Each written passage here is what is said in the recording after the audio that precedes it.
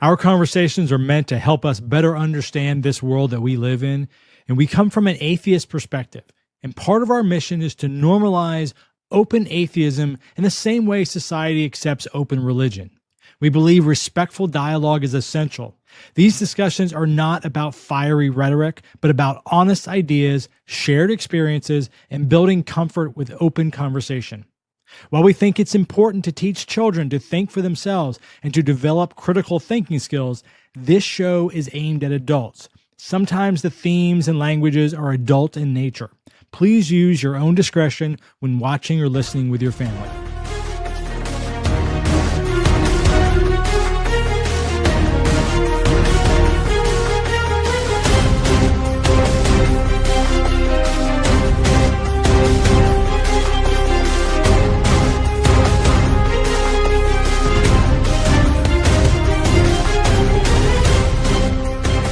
And now, making their way to the studio, they were once thrown out of a screening of The Passion of the Christ for giggling.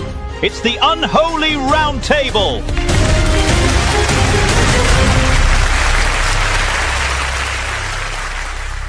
Let's do it. Welcome to the Unholy Roundtable. My name is Mike Smithgall. This is the Atheistville channel. And if you've not been to our show, then welcome. If you've been to this show before, then welcome back. We've got a handful of atheists tonight. We are going to go through some of your questions. We take your questions live. We've got some questions we've got set up that we're going to address. I'm going to go around around my screen here and introduce people. We've got Jose. We've got Jamalet, Larry, Cynthia, Annette, and of course, I am Mike. And the one person, the God that you cannot see, you cannot hear, but just trust us, bro. She's really there. MJ is in the producer's chair, hoping that this channel does not go to hell. So anyway, without further ado, welcome the six of you. Thank you for joining. Thank you for having us. Yep. Absolutely. Absolutely. So I'm going to see. I'm going to go with a little bit of a, this is our first question. I don't know if you guys have seen this. This is a Gallup poll. I'm going to bring this up here in a second. A Gallup poll came out where there was a 17-point drop in the percentage of U.S. adults who said religion is not, I'm saying this wrong, 17% drop in the people that said religion is an important part of their daily lives. Did you guys see this at all? Yes. I didn't. Any particular thoughts on that and just general? Woo woo. When was the report done, or when did it fall from, like, to compare? Is it in the last I'm sorry. year? Good point. Over the last 10 years. Oh, 10 years. Okay. Yeah. I'm scrambling here to pull it up. I had it pulled up a second ago and I didn't. I'm going to do it. Hold on just 1 second. Let me see if I can get this pulled up in there. Here we go. It's loading. Yeah, it was a 10-year period. So that was a 17-point drop in a 10-year period. Let me add this to the screen here. So 17-point in the last 10 years, from 66% in 2015 to 49% today. It's pretty remarkable, right?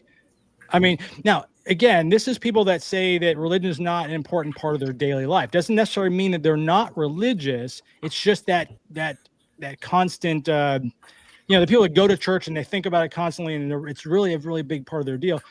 This is a 17% drop. In fact, what does this say here?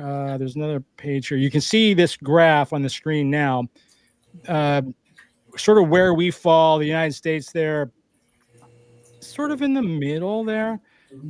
A nice drop, though, compared to other, Western sort of developed countries. I feel like I have one more graph in here. There's a scatter graph of 160 countries. We're right in the pack now, which is odd because we used to be more towards that top right, which would be super Christian and very religiously important. We've actually come down. So my question to you guys is, if you've not seen that, but if you have seen, you've read the articles, you've read any sort of follow-up on that, any thoughts as to what you think might be the attributing factor to that? The internet. Yeah, I think that's part of it. I think also too, because matter of fact, I just edited a video today where I was talking specifically about the drop of people really looking at religion as like their go-to, and how basically Pew Research and Gallup polls have like corroborated like this like significant drop, over the last, I would say, like 60 to 70 years. Yeah. There was when I looked it up, that Christianity specifically in the United States was like about a 90% claim that people were right. Nowadays it's like 62 to 63%. So Wow. I think there's a lot of things that contributed to that. I think, one, like you said, the internet is definitely a huge contributing factor, because now we have information directly at our fingertips. We can, you can fact check things in real time. And there are experts that are, have channels and who do research and things of that nature that have put out information that definitely debunks a lot of different things that we attributed to God belief, right? And then there's another issue that is a big portion of all this, and we can't negate the church scandals that have happened over the past 50 to 60 years. With the the Catholic Church and all the money that they have basically paid out to victims of SA. Even we have other denominations that have been guilty of the same thing, and then there is this whole issue with prosperity doctrine pastors that have been caught in scandals as well. Yeah, so the Rolls Royce kind of guys. Yeah, like with the big Rolex and like, hey, make sure, like you remember, Mike, when I was talking about Pastor Winans, when he told that lady, no, you're supposed to come in the line when you gave 1,000 plus 1,000, and update on that story, excuse me. The woman who was in that video who gave $1,235 is now saying that she was used by the ministry. Wow, I'm shocked. Yeah, I know. Yeah, I'm shocked, right? Clutch imaginary pearls. Yes, she said that, like, now the attendance of that church is definitely, less from the time that whole fray happened. Right. And that she felt that when they came to her to make that video about saying, oh no, it wasn't a rebuke, it was a correction, and he did not rebuke me, and he apologized afterwards, and yada yada yada. They're like, oh, okay, we're done with you now. And she felt really like dismissed, especially when she thought that when she was giving that money, that this is something that's going to be praised by the pastor, praised by the leadership, and really show that she was loyal to the ministry. But, at the end of the day, it showed that they weren't loyal to her. No, for sure. What about you, Jose? Any thoughts on that? On why it's backtracking? Specifically, like churches. Yeah. Another factor. Okay, go ahead. No, go ahead, Jamila. I can follow. Another factor, I think, it's aging populations dying, with older generations, leaving fundamentalism, I guess. They change the way that they see things, and gradually they progress towards like a more less fundamentalist society, I'd say. Like if you compare, these last 10 years to the decade before, I bet that they also saw a drop on fundamentalism. Not necessarily they dropped the belief in God, but they changed the way they see the church or the way they see, their religion. Why do you think because of age specifically, or what would be the contributing factor there? That the indoctrination that they receive probably was a lot heavier than the indoctrination that young people receive these days. And not only they have access to other points of view, be the internet or their friends at school, where society is more open to tolerate or to talk about, different views. If you compare to 10, 20 years ago, that was a taboo. That was like something that was not discussed, and they didn't have other opinions than what they receive at church and from their parents. So true. Jose, you were about to speak earlier. What did you say? No, I just feel like the absurdities are just a lot more visible, and I remember hearing a quote about Soviet Union at some point. The absurdity was just so obvious, right? Because they knew that you knew that they knew that you knew, right? That they were lying to you. Everything they were telling you on state TV was a lie, but yet everybody kind of went along with it, and it just kind of hit that extra level of absurdity where everybody was just like, they were just kind of done with it. And I think that's very true what Yamilet says for the younger generations that are out there, those kids that are out there protesting for the genocide in Gaza and things like that. I think there's just not enough propaganda that can come their way nowadays that they can look at that and say, oh yeah right, it's justifiable to kill this many people. It's just not, right? And and to a certain extent I have to wonder how many of this entrenched power understands it, right? So maybe we still have a ways to go, but it just, that's what I feel. It just feels like some of the absurdities are just a lot more prevalent. The mask has fallen off. Yeah, I agree. It's kind of like with Annette. I assume that's where you were going with that, Annette, in terms of, and it's kind of backing up what Jose says. The internet, it just exposes more of this. If you're the one guy in some little town in Kansas, well, good luck, right? You don't know anybody. Just 20 years ago, there's no other atheists. You're not going to run into an atheist. You have nobody to talk to about atheism. That's it. You're just done. You're going to just suck it up and just go along. Now you can get online and find 1,000 atheists. You can find the other atheists across town you didn't know exist because you can find each other. And then you can I think that's part of the point that I was making with the internet, is that, I mean, there's many layers and many ways that the internet kind of like affects our daily lives and over time changes the culture. But we talked about a little bit about how like access to information has changed, right? Mm-hmm. So somebody now who like never leaves their house or never leaves their little town, that they've lived in forever, can still access information that they wouldn't have been able to, mm-hmm. When the boomers were our age or younger. Another thing, though, that it has increased our access to, as you were just kind of alluding to, is people, right? So now that churches, they used to have this monopoly, so to say, on mm-hmm. like the social gatherings of towns. And that's not really the case anymore. We can, find other and better ways to connect with like-minded individuals. And, just like join clubs that are like, oh, I like chess and you like chess. Let's start a chess club. Or like, mm-hmm. I have a family member who found her community like in the beekeepers. Like they're just like this little nerdy group of people who like keep bees. Like, okay, like great. As long as it's not around, just fictional stories that we're pretending are true, right? Then sounds good to me. Bee keep away. Or the Chicago Atheist Group, just to name one. Or Jose, what is the name of your group? Chicago Latino Atheists, Agnostics, and Secular Humanists.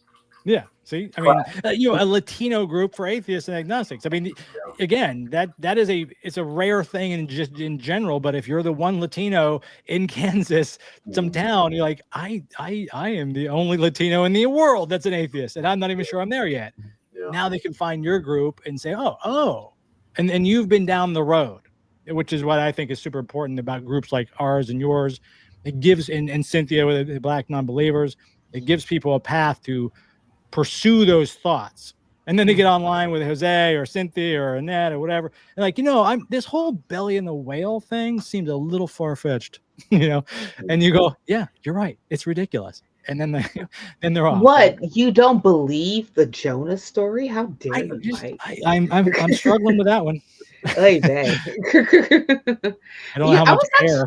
I was actually Over- talking to a person today who is in Arkansas, and they had a podcast back in the day, even interviewed my friend Mandisa Thomas, who founded Black Nonbelievers, and was telling me that they were looking forward to like possibly getting back into it, and I encouraged them to do it.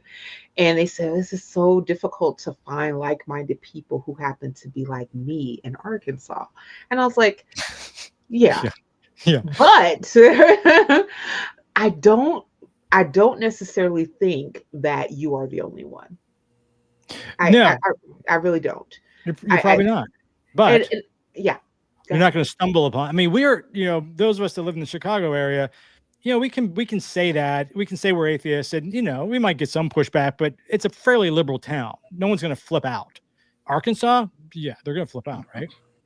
I'm going to segue to another question. I just want to make one more point before we switch, and it is to kind of, with the drop in the number of people who are, saying that it's an important part of their daily lives. I think religion, has pushed people away, kind of like with the intent of trying to rope them back in and control them, has inherently like pushed them away. So it leaves a bad taste in people's mouths when, churches are not welcoming to LGBTQ plus folks, at least in the city that I live in here in Chicago. Right. And I know that that's not the case everywhere, but I think just like the level of rejection and like imposition of like religious trauma that has been imposed, or like even just like the turning the blind eye to kids getting SA'd, as Cynthia mentioned earlier. They leave so many people damaged and hurt, and then kind of fending for themselves. So I don't know. I just think that the rejection, how many groups can you reject before you're rejecting, like majority of society? Right. Exactly. Yeah. You're running out of people to reject. It's like a pyramid scheme. Eventually you're running out of people, Exactly. Join your little, lotions and potions group or whatever. Yeah. Listen, I encourage everybody, like I did yesterday, if you get invited to some type of religious gathering, wear your local atheist or pride t-shirt, or both. If you have a pride atheist t-shirt that you can put on and just go to your religious gathering, please see how that works out. And see how that works out. Oh, I had some conversations that come up and some stares when I was at my brother's church. I saw your shirt on Facebook. Yeah. They was like, what did your church say? And I was like, and I said, Jesus got thrown under the bus so that God could get clout. And they're like, Some people didn't know what to do with me. Another guy told me that Jesus is his savior and he wants to invite me to his church. And I was like, yeah, I'm not coming. And then he was like, well, but I really hope that you would. And I was like, yeah, I'm not. He said, well, Jesus is my savior. I said, well, bless your heart. I don't know what to tell you. Like, nice. He's not mine. So social experiment. Do it. See what happens. Let us know. To sort of piggyback on this, wasn't these totally different questions from different people, but based on what we just talked about, the question here is: could there be a wave of atheism, agnosticism over the next 30 years across countries? I mean, the Gallup poll sort of leans that way, but here's where I was kind of going with this question when I saw it. In America, because we all live in America, we have a pretty big, hefty rise of Christian nationalism in terms of the government. Christianity obviously been there since the beginning, right? Nobody has a problem with that. But the Christian nationalism, do you think that changes this next 30-year picture? Or is it really two different groups? A large group is moving away from religion, but a very core, vocal, strong, politically connected group is trying to implant it right into the government, which is really a very conflicting sort of environment. What do you guys think about that? Well, I think that you have to understand history when it comes to all of this. We had the Christian right that really over the past over 50 years have inserted themselves into the political, climate. Yeah. Especially with after the 1964 Civil Rights Act was ratified, and then they started to see in different right-wing leaning Christian institutions getting slapped with DOJ lawsuits to say that, hey, you have to, like, specifically like Oral Roberts University and Liberty University, that said that, hey, you have to admit, people of color, you have to admit, other people who happen to be not white people to your universities. And so what you then saw was that, oh, we can pick up other, different issues like abortion to act as a dog whistle to actually put poor people into our camp. So that was intentional, and they actually worked on that for years and years and years and years. So what, in my opinion, needs to happen in this whole discourse is that if we want for something that to happen, like if we want to definitely work on peeling back what Christian nationalism, or what I like to call Christo fascism, has inserted itself to do, it has to be a concerted effort from the top down. Let's think about what Germany did after what happened with the Holocaust. They made concerted efforts in order for them to peel away all the different instances of authoritarianism and fascism within their society, to the point where they made it illegal to say certain things and to mention certain people. Yeah, I don't think you can have a Nazi flag. You can't have the swastika. I mean, it's illegal. Yeah. I don't know if we would go that far just because we do take the because of free speech. Very powerful. Sure. But I mean, but there's still different actions that the governments can take in order for them to really change the narrative around how we look at how pluralism in the United States, right? And so if you have atheism and agnosticism actually become a normalized conversation to say hey, these people exist too, and it's okay. Yeah, then that's something that I think that would actually, be interjected into the discourse of, American society, to the point we're not looked at as pariahs, and people who happen to be different from, the rest of faith and Christianity and things of that nature are not, think of the norm versus everybody else. Larry, what's your thought? You always have a political perspective on things. Well, I think I think that it will continue to decline, but I think over the last 20 years, which is really when I started realizing that I didn't believe and actively professing that there's going to be we've pretty much hit that initial glut, that initial mass has moved. And I think further movement, my opinion, I don't know, will probably slow down a little bit as far as people finding out that they're atheists or acting upon it. Because the internet's been around for 30-something years now. So like I said, I think that initial surge is going to do, and I don't think Christianity is going anywhere. I don't think any of the other religions are going anywhere, but hopefully they'll just reduce to be less significant. And that previous question about religion not being a major consideration, unfortunately, I think those good numbers are they're not attached to the right people. The people that need to start developing that attitude are the ones that are the white nationalists, that are Christian nationalists, that are so actively and powerfully attacking not just this country, but other countries as well. Yeah. And they're the real danger. Yeah. The Christian nationalism is the one thing that gets me going the most. I don't have a problem with people's beliefs. It's the Christian nationalism that bugs me the most. It's the one that's going to be, it's the most, to me, in my opinion, it's the most damaging in the sense that it's the one that could legally force me to do something based on your religion, right? I mean, I could observe your religion. I could not observe it. That's fine. It doesn't. And but when you it's tell probably me the I have most- to, at the threat of the being most dishonest movement in history. Would you say the most dishonest that we said? Yes, the most dishonest, the one that is lined their road with lie upon lie upon lie upon misinformation and disinformation, just repeating it often enough until they and their core followers believe it. I agree. Some of that. What question for you?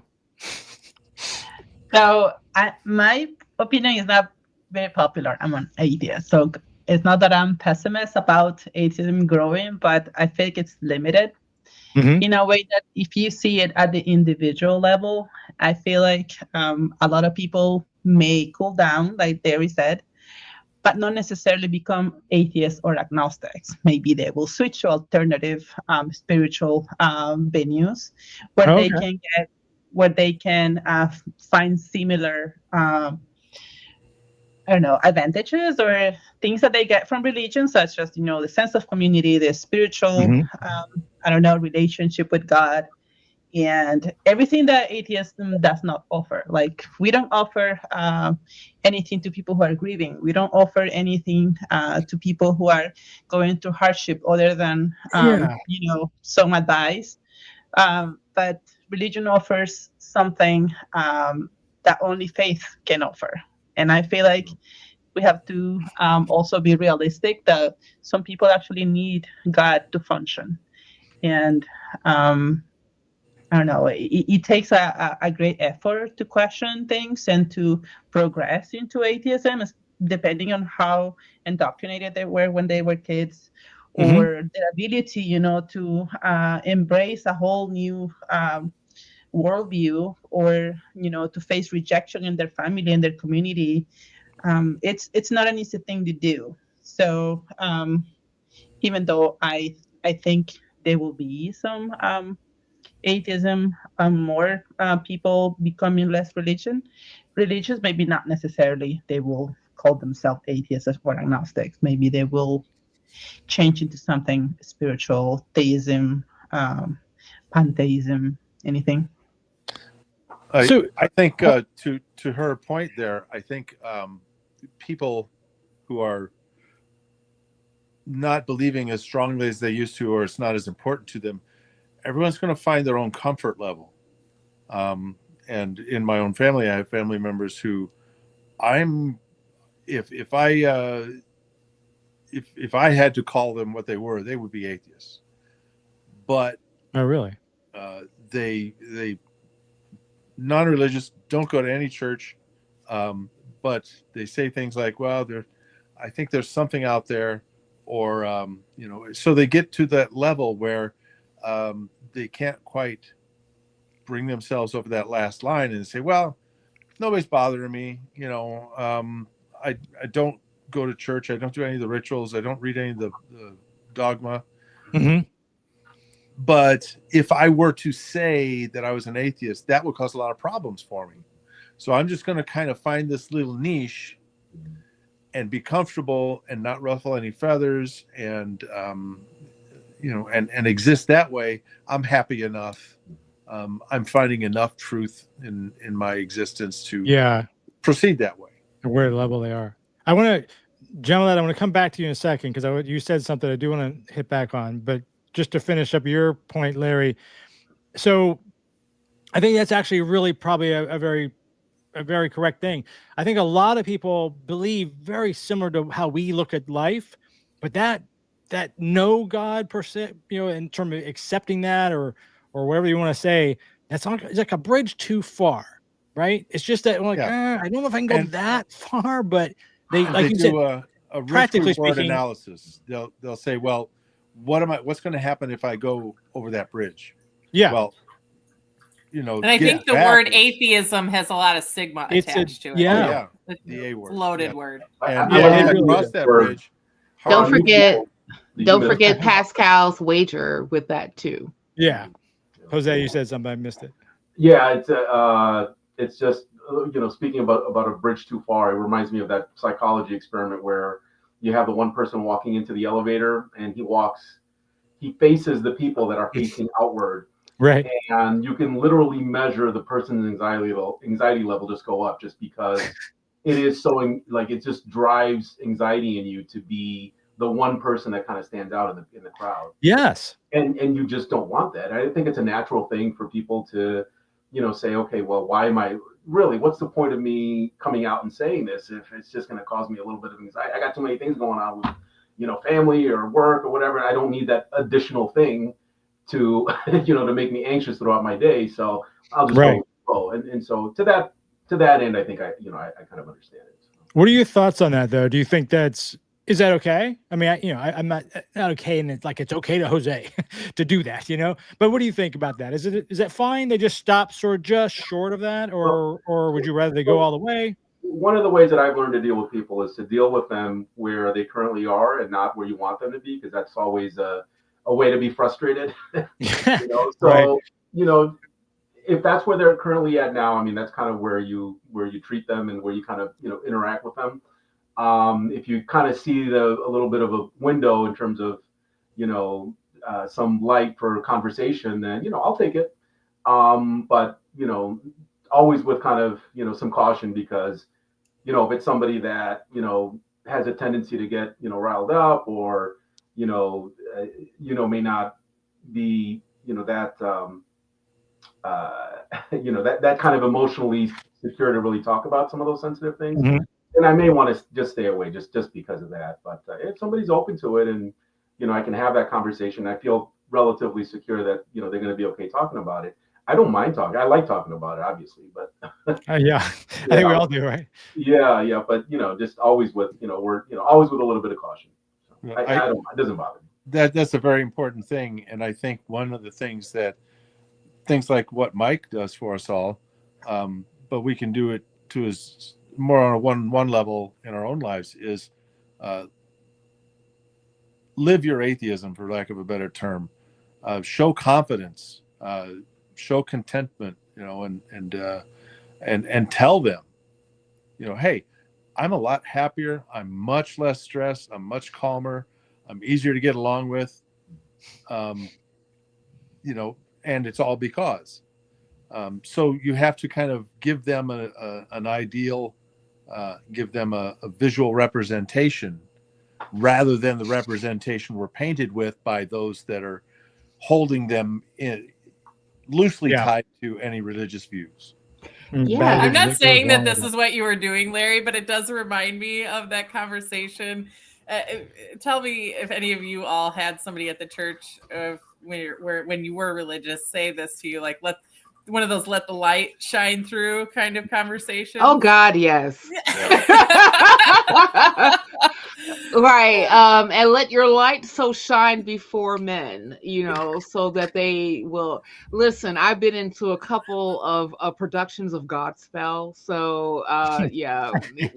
Matter of fact, I had to lead that damn song with, you are the light of the world. So I get it. But yeah, I mean, like, I think of like, because I'm part of a group through the Freedom from Religion Foundation called Godless Gospel. And the person who, one of the founders and presidents, Dan Barker, wrote a song called Life is Good. And it was just basically talking about the very thing that we just discussed about.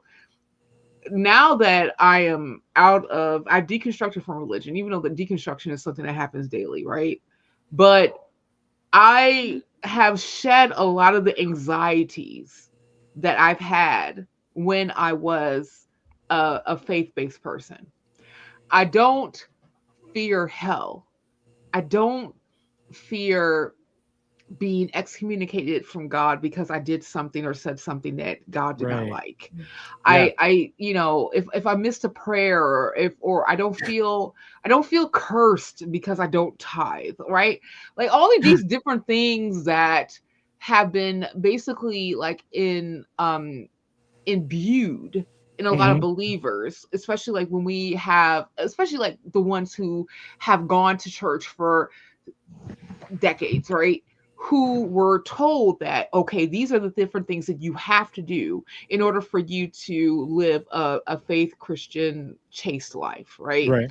And so now I'm like, when you really examine all the things that have been told to us, like you have to be monogamous, you have to pay tithes, you have to fear hell, you have to be concerned about sin, you have to not curse God, or all these different things, and even cursing God can be some of the most, minute thing that you may not even think that you're doing, but you are doing. I mean, like when you used to say like all of that is bullshit, and you just can put that away, then you really be like, okay, well, these are the anxieties that I don't necessarily have to worry about. Now, does anxiety completely go away? No, it doesn't, because Right. we have other things that life has presented to us that we could be anxious about, but religion ain't one. And I'm Right. really grateful that at least that portion of my life is not something that holds me, because oh my gosh, I could just think of like going to church, listening to a sermon, and feeling the guilt of that sermon until the next time that I happen to go to church. Right. And I don't necessarily think that is a healthy way for any person to live. And to be and to be able to shed that stuff and say, you know what, there is nothing that we can empirically look at to say that any of this stuff should be corroborated to the point where I should completely maneuver my life in order for me to lean on these things as truth. So why am I actually giving myself to these things? Because the only thing that they're really doing is causing me harm. I reject them. And I feel so much better that I did. So there you go. I agree. I want to get back to John Millette. You brought up something earlier, and Cynthia almost segued right back to this, actually, in terms of the comfort. You had said, and I'm going to paraphrase what you said, we were talking about the decline of religiosity, and I think you sort of alluded to, and correct me if I misunderstood it, but there's sort of a plateaued, and there's going to be a chunk of people that will always need the religion because of death and grieving and that extra strength that they don't have internally. Is that, am I characterizing what you said correctly? Yes. First of all? Okay. So that's actually a good point. I just wanted you to maybe, if you thought about that, what do you say to that person? Because I agree. I think the comfort that Christianity, or I say Christianity because we all came from that background, but religion in general, and Christianity here in the United States is the largest, obviously. But the comfort that does provide, even though we just talked about how sometimes it can create anxiety, at the same time, there's a level of comfort, right? There is a level of comfort. If you're God forbid, okay, God forbid, as the atheist, I say this, it's just vernacular, right? But say something happened to one of your children. Is there anything more comforting than saying, I'm going to see this child again when I die? I mean, that has got to get you through the day, right? It's got to get you wake up the next morning, you can go on because you're going to see this person again. Or, my life is just going to hell right now, and it's going to get better because God's got a plan for me, and I'm going to get through this. But what do you say to that person as an atheist? Do you try to talk them out of that, or do you try to give them a different perspective, or do you just say you're on your own? What do you do when you run into that sort of thought process? Well, if it's someone that has recently suffered a loss, I will not be talking about atheism to that person out of respect.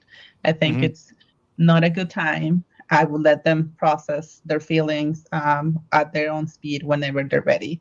I feel like I like to talk about my atheism to people who are already questioning it and not necessarily go militant about it, because I don't like people, trying to convert me when I'm not interested, So I try to do the same to other people.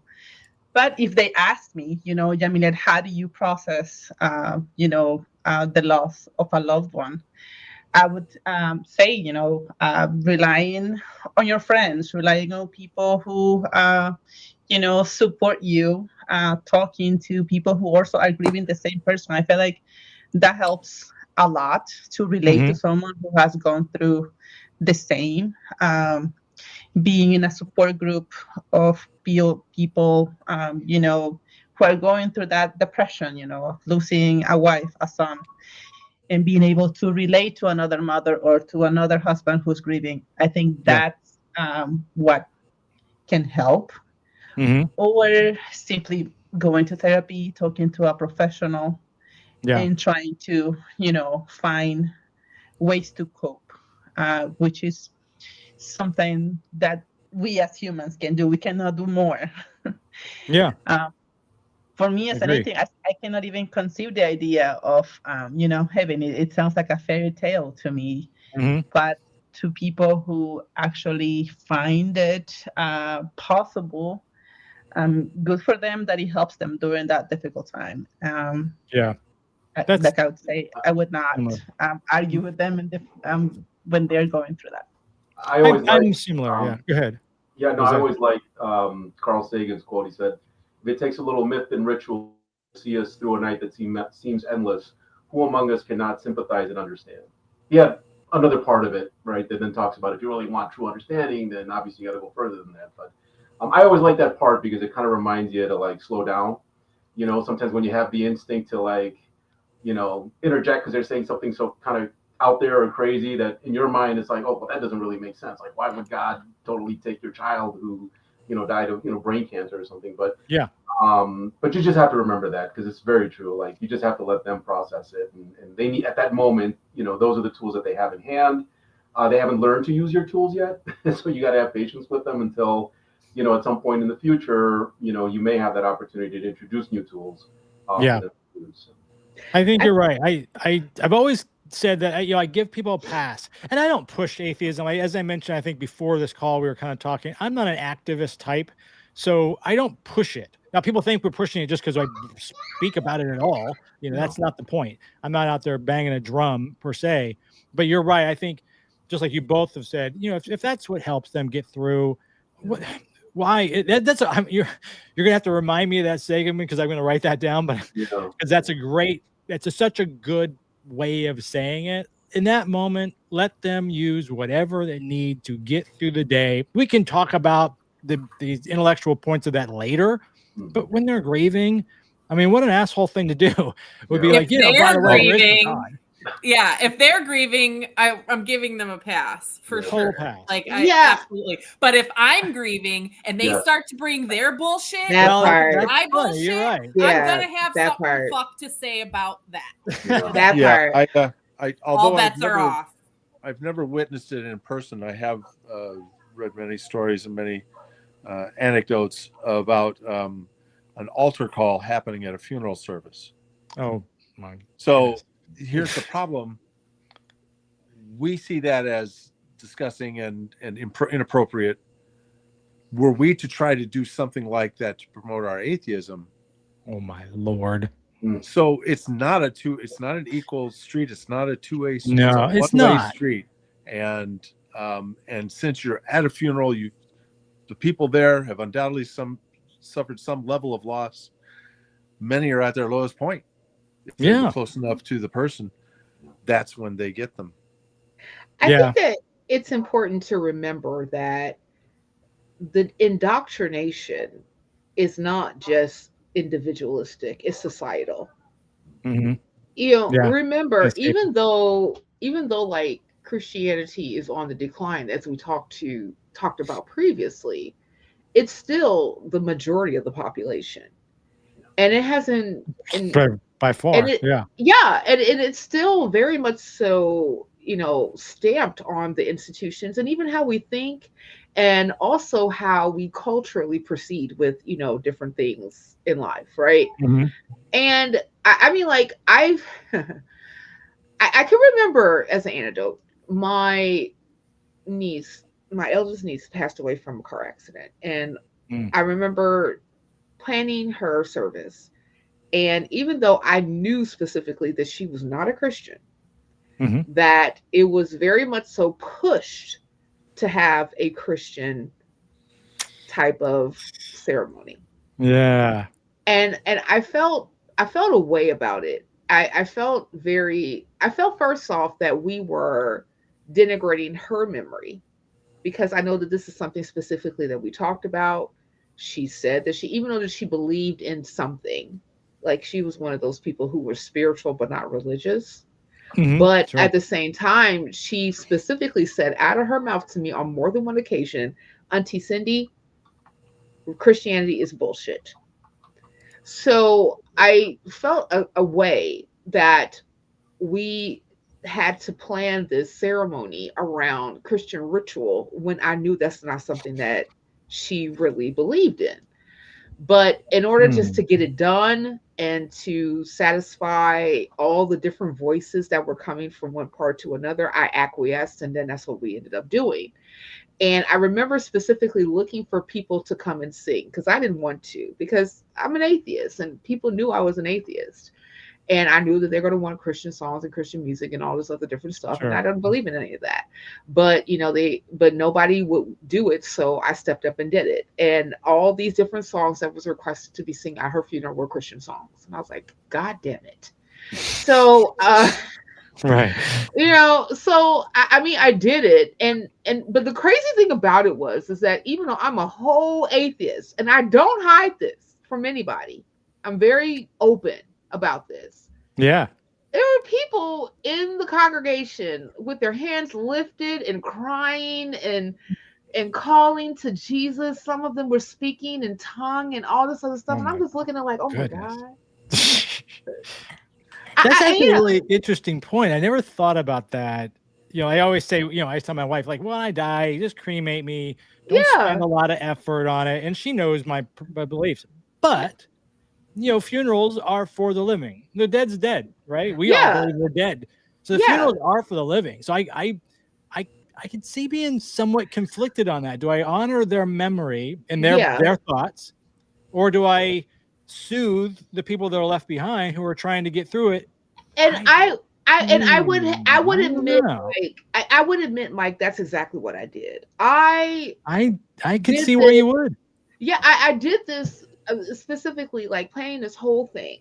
Yeah. To appease the people who were going to be in the pews. Yeah, it feels wrong, but it's kind of right. I don't know. I think that, and it was mostly just to keep the peace, because as far as like, we wanted to do something very private, lay her to rest amongst family alone, especially this is at the height of pandemic. So we really didn't want to, have a bunch of people in a single space, because it could possibly, be a spreader event.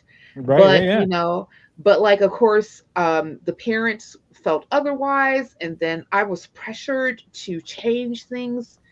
And I was like, oh, but I don't, and I had to kind of get out of myself to the point where, like, it's not necessarily about me. But when at the end of the day, when we looked at this whole thing, it's not about her either. So that's the thing, right? She's gone. And I think, she's gone. But the thing is, it's like we all just basically acquiesce to what societal norms are when it comes to stuff like this. And we basically just gave in to, like, hey, when a person dies, especially when you're looking at this particular community, we got to go Christian. We got to go gospel. We got to do all the things. The only thing that I insisted on, I was like, please, I need you not to do an altar call at the end of this ceremony. Yeah. Please don't do that. And so they said, no, we're not going to do that. We're just going to follow whatever type of mass thing that the ministers were going to do. But I mean, like, because, like, I understand that I've been through losing people when I was a Christian, and I've been through losing people when I was an atheist. And I definitely tell you that when you lose people as an atheist, especially when you're thinking about all the things that you used to believe, it messes with you, right? Yeah, sure. But at the same time, because you go through this whole thing, like, well, when I was a Christian, I found comfort in this whole notion about seeing my loved one again. Like if they happen to pass and they're no longer in this particular plane. But I mean, like, I fight with myself, and I force myself to really think about what specifically are we helping with when we kind of acquiesce to that thought pattern. Yeah. And I mean, continuing. like, yeah, and I agree with most of the panel that I don't really push it. Obviously, I haven't before in the past, and I don't necessarily think that I'm going to do it in the future. But I mean, like, but if it comes up and if they say, well, what's your opinion about it? I'm not going to keep silent about it. I'm like, I don't necessarily think that, us being to the point where we're looking at these rituals that we do along with belief systems is necessarily a great thing in order for us to say that this is the way that we should be thinking and proceeding when people pass away, or in any way, because, like, how is that furthering us in the future, especially when Probably not, but I would submit it's actually reversing. I agree, going backwards. Yeah, I think it's regressive. I agree with that as well. Here's part of our tradition. Should we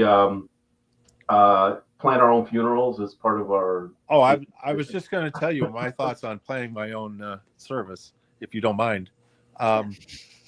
First of all, Cynthia, all those people that you sang for, even though you were an atheist and stuff, and you said they knew you were an atheist, they're going to have that drive home, and they're going to say, "See, I told you she really believed." You are so right. Oh my God, Larry. Wait. Quick. So my sister calls me and says, I know you don't believe in God, but God was definitely using you when you were sick. Oh, God was using you. So then they can use that as an anecdote. They can use it as an anecdote to go forward and say, well, atheists actually do believe in God, and here's we've heard that. Yeah. And that just bolsters their point. So my thoughts on my own demise and service of remembrance. I'm going to have Bible readings. I have yet to finish lashing them out, but there'll be some Ezekiel. There'll be dashing the kids against the rocks. There'll be the emissions and the donkeys and the horses and stuff. Why have you beat me these 3 times? cursing the fig tree, one of my favorites. Yeah, that's a good one. And my absolute favorite is the bald man calling the bears from the woods because the kids teased him. Yes. So gotta cuss the kids. See, now, Larry, I'm in the. What about the one about women being silent and? That one, no. Is Larry? Because I'm gonna hopefully some women will be reading these. So. Oh yeah. Well, we talk too much anyway. Don't you know that? I mean, like, we need to be like hush. And then the longest reading will probably be the Sodom and Gomorrah story, both before and after the whole thing, destruction of the cities, so that everyone in attendance can get the full flavor of the Bible. Hey, and Larry, don't forget the cherry on the top. That's an interesting story. Don't forget the cherry on the top. When God turned Lot's wife into a pillar of salt. I said, Larry, I'm in a weird position where, like, I don't want you to die, but I want to go to your funeral. Because I want to see how that plays out. So, Mike, I'm much older than you. I expect to see you there. And I look down upon you from heaven. Look down upon you. You better be there, goddamn it. All right, I'm going to switch to something. I'm going to do a video here. Let me see which one I got here. This is going to be ridiculous, but this guy has the reason I'm going to bring him up because it's a ridiculous video. You'll see, but he has 186,000 followers. So sometimes when I see ridiculous things, like I look to see, does anybody even care? Because if someone's just talking into the void, like, okay, they're the lone crazy person. This guy's got almost 200,000 people that follow him on TikTok and other platforms. 180,000 of those are ironic. Yeah. So let's just watch this real quick, and they'll come back on the other side. As a Christian, I think the earth is probably between 6,000 and 10,000 years old. Now, it's worth noting the Bible does not specifically say this, and it is certainly not a salvational issue, but throughout Christendom, most people believe that it's between 6,000 and 10,000 years, because if you just trace the genealogies all throughout the Bible, That's what you get, between 6 and 10,000 years. But this has proven to be quite the catching point for an awful lot of people. And Christians get a lot of flack for this because some in the scientific community might say, well, there's elemental half-lives, or we have, certain carbon dating or whatever it would be that shows the Earth has been here for a lot longer than 6,000 years. Well, let me introduce you to the concept of inbuilt age, the idea that God built everything, and on day one of creation, it all looked like it had been there for a lot longer than it actually had. For example, Adam, when God formed him out of the dust, breathed life into him for the very first time, we're led to believe Adam was not an infant, like a little newborn baby that couldn't even hold his own head up.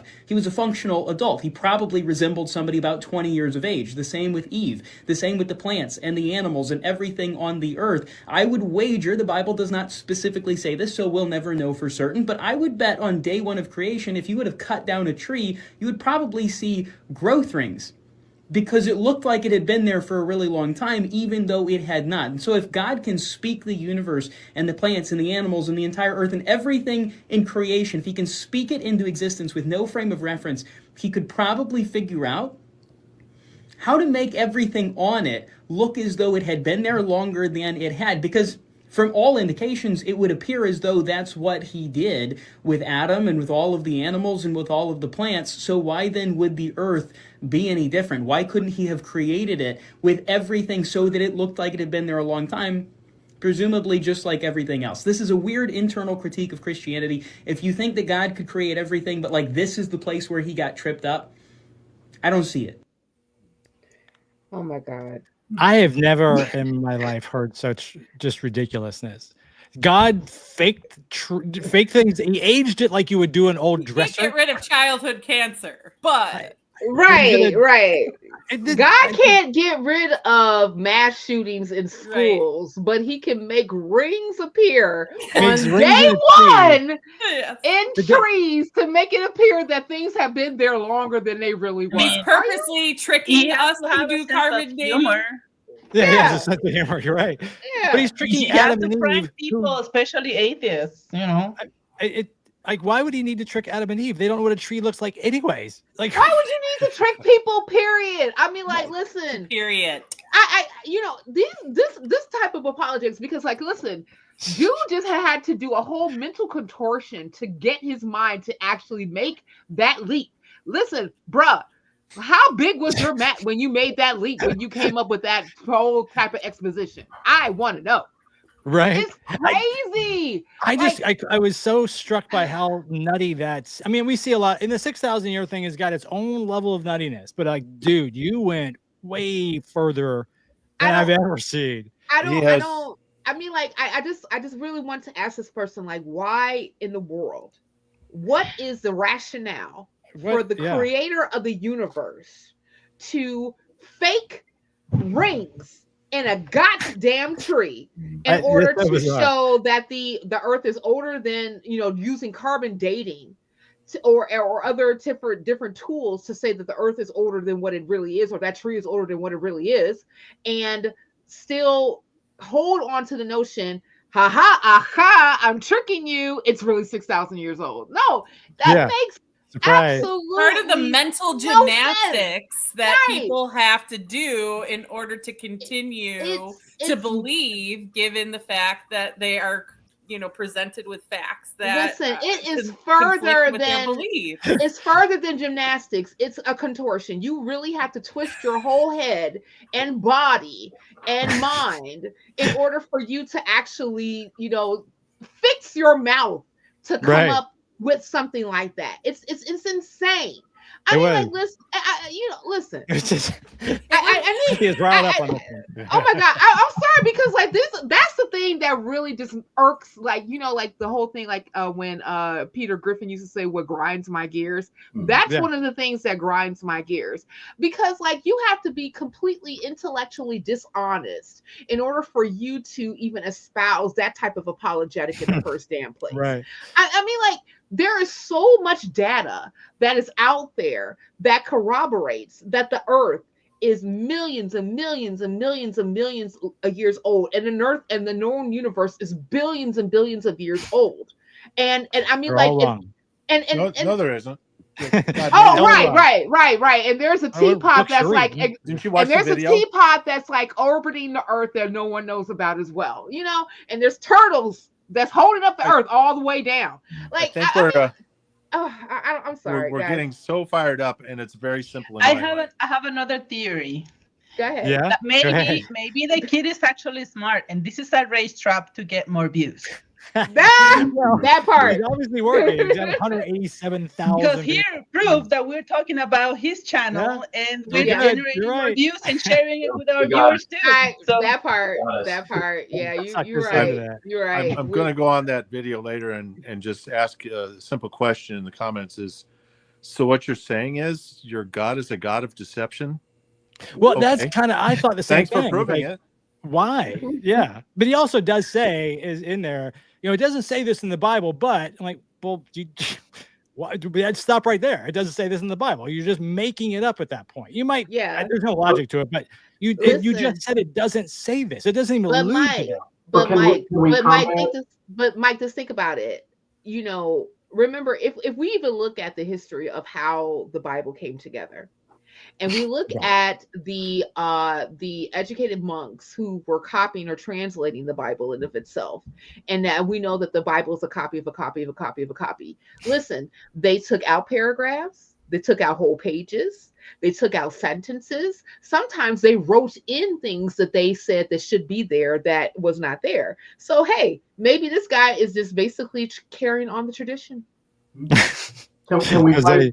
Yeah, can we just fight absurdities with absurdities and just say that, you know, combat that by saying, hey, how does he know that we're not part of a computer simulation in some, you know, CIA 3-letter agency computer is running in the background, generating all these conspiracy theories. That's right. So obviously, it also I was doesn't going to say that a Bible. minute ago. That was the argument the Matrix made. Yeah, exactly. Right. So everybody, let's eat steak right now. Yeah. Let's eat the Matrix steak. I did when I saw that video, I was reminded of this real quick clip here. What you just said is one of the most insanely idiotic things I have ever heard. At no point in your rambling, incoherent response were you even close to anything that could be considered a rational thought. Everyone in this room is now dumber for having listened to it. I award you no points, and may God have mercy on your soul. Hell, I feel dumber. That was my first thought when I saw that. I was like, you are kidding me. So insane. Hey, babe. I thought that would lighten the mood a bit. It's just so bizarre. It's oddly enough, Annette, you hit on this and you didn't even realize it. I had a question specifically for you. So Annette, I don't know if you want to give a quick 30-second plug on what you do, but you do work with, I don't know, you explain, I was going to say sexual, this, that, and the other. I'm trying to come up, you probably have a better elevator pitch on what you do, and then I'll go into this next question. Well, I'm a workshop facilitator. I educate college students on how to prevent specific kinds of violence in their life, and we target sexual assault, dating, and domestic violence and stalking. Way better than I was going to say. But this question came up. You're doing the Lord's work, Annette. Oh, thank you. This question came up on, I think it was on Reddit or something. I saw, and I thought, oh, this is a perfect Annette type of question because you may have run across this. So let's see here. Has anyone else become asexual because of their religious trauma? And I had some thoughts on this, but I was curious about your perspective and just the people you've worked with and dealt with, or whatever the case may be, if you had any sort of perspective on that. I mean, as a rule, I don't ask people about their sexuality unless they volunteer that information. I think if they want to tell me, they can. I will tell you this, like, I've not noticed like necessarily a correlation between like asexual people and people who have experienced trauma. I'm sure that there are people who fit into either of those categories independently and both together. But I can tell you that sexual trauma has a long-lasting impact on people. It's preventable, and it will harm people for the rest of their lives. And so maybe some people decide that, you know, they don't feel it affects maybe the desire that they have sometimes more. Other people kind of go in the other direction and end up, like having really what I guess religious folks would call like promiscuous or premarital sex or whatever they want to label it with some kind of negative word, but just like people who end up, increasing their sexual activity after a sexual assault or some other kind of sexual trauma. So, I'm sure that it is, if somebody says I became asexual because of my religious trauma, I believe them. And if somebody said that, it had a different effect on it has a different effect. Trauma has a different effect on everyone. So, sure. I mean, it's if people tell me that it affected them negatively, that's not, I hear that story all the time, every day. That religion affected them negatively? Is that what you're saying? Or sexual or that trauma? that Obviously their that their sexual trauma affected them negatively. Sure. Or did it say religious? I'm sorry, asexual because of religious trauma. I'm sorry. And I don't know I how would they're say- using I got mixed. I think the question should That's be, so has much. anyone became asexual because of the religious indoctrination? Because That's sort of how I read it. a lot of kids, who, let's say they went to Jesus camp and they were made feel guilty about their sexuality, especially women, like there's so much judgment about virginity and being pure and blah, blah, blah. So it could be that some women decide to say not remarried after they get divorced or not, have another partner because they promise God, blah, blah, blah. Or if, they sin before marriage and the man didn't marry them, they could feel so dirty that they cannot, that they don't want to do it again. Or I don't know. I can see someone who is a real, fundamentalist being coerced or, decided not to be sexual anymore. Yeah. Just because they want to be on God's good list. I agree with the indoctrination portion of it. I think when I look at this question, I think of two examples that I have seen fairly recently. Tyler Perry was on the Oprah show years ago, and he talked about how he was essayed by a family member who happened to be a man. How after the fact, he felt he was referring to his affections and attractions to other men as a body betrayal. And a lot of that had to do with the indoctrination that he received as growing up in the church. Yeah. Homosexuality is wrong, yada, yada, yada, right? And then I remember listening to this preacher lady that this guy that I follow on Facebook and TikTok says who pastors this is, and he oftentimes brings up this lady who talks about doing certain things even if you are married in the bedroom is wrong, like oral sex is wrong, masturbation is wrong, all these different things is wrong, even though it's kind of interesting because the Bible does says that the marriage bed is holy and undefiled. So I was taught in church that whatever you do between you and your spouse is okay with the Lord, but not according to this lady. She said that the Lord is not blessed any of that because that is ungodly. Basically, any act that does not possibly produce a child is considered immoral and sinful in the eyes of the Lord. Now, she did not give any biblical reference for this. Yeah. Is there? But this you guys know the Bible better than I. Is there anything in there? Not to my knowledge. Interpretation. Okay. Not to my knowledge. I mean, like the Bible talks about adultery, it talks about, fornication, it talks about different things of that nature. But as far as any type of sexual acts, per se, the only one that it really deposes and even that is up to interpretation is, sexual acts between one man to another. And like I said, that's up to interpretation in of itself. That's nebulous. But the Bible never says anything about a woman between a woman. Nothing, you know. And I cannot right, oh, just men. Yeah, but, exactly. but never men. And I cannot imagine if David had over 700 and something concubines, and Solomon had over 1,000 concubines. So somebody want to do something freaking dig up in there. I'm just saying. Regardless, right? Regardless, I mean, like, you know, as it was said before, like, you know, when people happen to go through different traumas, when it comes to, especially when it comes to sexual assault, you know, they respond in different ways because of the trauma in of itself. Right.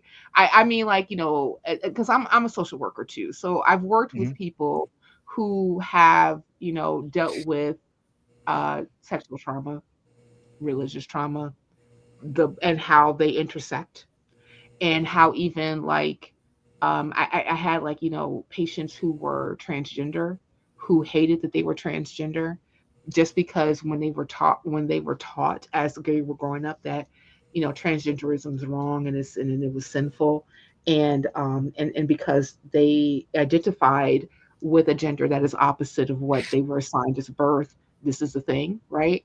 And I can definitely see, and I've worked with people in the past who were, you know, taught, like, I can't engage in any type of sexual act,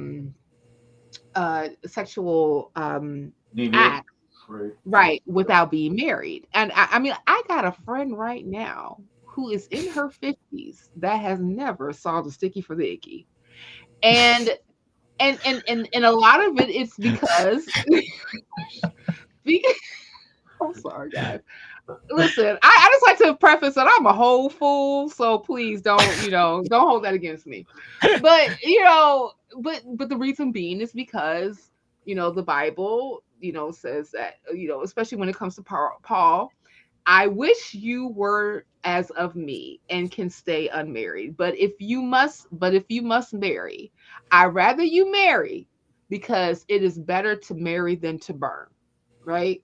And so in essence, the way that that's interpreted a lot of times in the epistles, that if you are engaging in sex outside of marriage, then you will burn in hell, especially if you never get married. Right. Oh. So, you know, so a lot of those things are in, like, you know, fused in people's minds, and how they react to those things, you know, come up a certain way. And listen, I even went through a period of my life asking myself, am I asexual? Because, you know, because at the time I was within that, you know, religious, like, you know, cult brain. But in actuality, I was like, no, I'm not necessarily asexual. It's just that religious indoctrination, as you said, was more so the thing that I was riding on to determine what I will and will not do, and who I will and will not do it with. Yeah. You know, after a while, all that went out the door. There's a free for all. I'm so bothered all the time by religious people and the preoccupation that they have, or that they think that God or Jesus has, with what people do when they're naked. Like, it's so an odd obsession. It's so odd of an obsession to have. And if you're going to have an obsession about sex, like I do, just in the way to think about, like, is it consensual? Like, that's the obsessive place that I go to, you know, like, like the fact that they don't worry more about it being consensual, or like age of consent. And now people, I heard a rumor that they're trying to change the age of consent to like 15, 14. Yes. I mean, some states it is low like that. I mean, yeah, there's actually states are crazy. There's across the board some outrageous ages, even with, you know, and then marriage, you can be married at very young teenage ages. It's just very odd. There are millions of mostly girls married to, of course, men, to older men in this country. Almost always older men too. Not like he's 18 and she's 15. It's she's 15 and he's 37. That kind of stuff, you know? Yeah. And I would, you know, I'm going to make a blanket fake statement that I'm just making up out of my head, but I'm going to guarantee there's a lot of religion at play at that sort of thing. I know that's the case, right? Don't you just know there's a religious component where you get the 37-year-old guy to marry the 15-year-old? Yes, and that's okay under religion, but and that's how they get around it, right? I mean, just drives me crazy. An adult consensual relationship isn't. Yeah, they're trying to get ahead of their name coming out on any Epstein list or something. Right. Well, we were at least married. Yeah. Well, we saw Megyn Kelly the other day was trying to make a point between the person wasn't 5. It was more like they were 15. Like, what are you saying? It's 15 is still not good. But she was making a very distinct point that it's not like basically they're not a super predator because that'd be someone going after a 5-year-old. But they were 15. That's not good. Like Jetta Couch, that's not good. But at least she wasn't 5. Like, I don't think your flex is what you think it is. She's still 15. Yeah. Come on, man. This is Megyn Kelly. It's a big name. Come on. Let's switch gears. Jose, I had a question for you specifically. Where is my question at? Hold on. I gotta find it now. I just had it up. There we go. So this is a religious question. I'm just curious your perspective on this. So what are your thoughts on the concept of forgiveness? Now, Christians obviously strive for that. They say, and sometimes I think they probably legitimately try to say they're going to forgive. Do you maintain that? And I'm not asking you where you were before, but as an atheist, is the forgiveness and the way that Christians like to portray that, is that something we should strive for, or does it not matter since we're not trying to get into heaven? Yeah, I think it's something that you should strive for, but we need to use our critical thinking faculties to figure out what's worth forgiving and what's worth not forgiving. Mm-hmm. And I think that's probably the harder thing to do because, a lot of that is going to depend on what the harm was. A lot of that is going to depend on individually how you interpreted, that act. For some people, that may be, a very horrible thing that happened to you. For other people, they may be like, okay, well, I can let that one fly. I can let that one go. And, so long as it doesn't happen again, then, we'll be okay. So I'm okay with it. And actually, I don't see how we can not get, advance our relationships with the people that we love forward without, eventually having to forgive something that either they did or asking for forgiveness when we do something stupid. Right? So right. I just think it has to be a central part of what we do, but it does in and of itself. It's not like an end in and of itself. It has to be attached to really thinking critically about what's worth forgiving, what's not worth forgiving. If somebody's totally horrible to you, or totally horrible to your children, I don't think it's worth forgiving. If it's something that's going to traumatize them, leave them with all kinds of, trauma about, the relationship or emotionally or maybe even physically, right? Those are definitely things that, maybe that's not somebody that might be worth, keeping in your life in that way. And so might not be worth pursuing forgiveness with that person. Yeah. Because we all saw after Charlie Kirk was killed, his wife came out and she would forgive the killer. Whether you believe that or not, whatever. But that was the point. And I think what you're saying is no, probably not. Yeah, probably not. Maybe not for that. Yeah, and maybe even not that person. Maybe you should try to see what happens with the trial and everything like that. The case is very, very crazy. We could probably do a whole podcast just on everything going on with that whole mess and crazy. Yeah. Actually, we're coming up on the 22nd, which is November 22nd, which is the anniversary of the John F. Kennedy's death. So it just strikes me that a lot of these conspiracy theories are coming around the corner, and we're about to hear all about all these other things. And I just can't make heads or tails. I read a book called what was it called? Unspeakable, about the JFK assassination. I cannot stop talking about it. It is wild, the number of things that are coming up in that book, and so the whole Charlie Kirk thing is just reanimated my want to reread that book, just because the CIA does some crazy things, man. And these 3-letter intelligence agencies, these Mossad and all these other countries, they're good at what they do. You may not like them. I don't like them. Right. You cannot doubt that these people are very skilled and very good at what they do. So,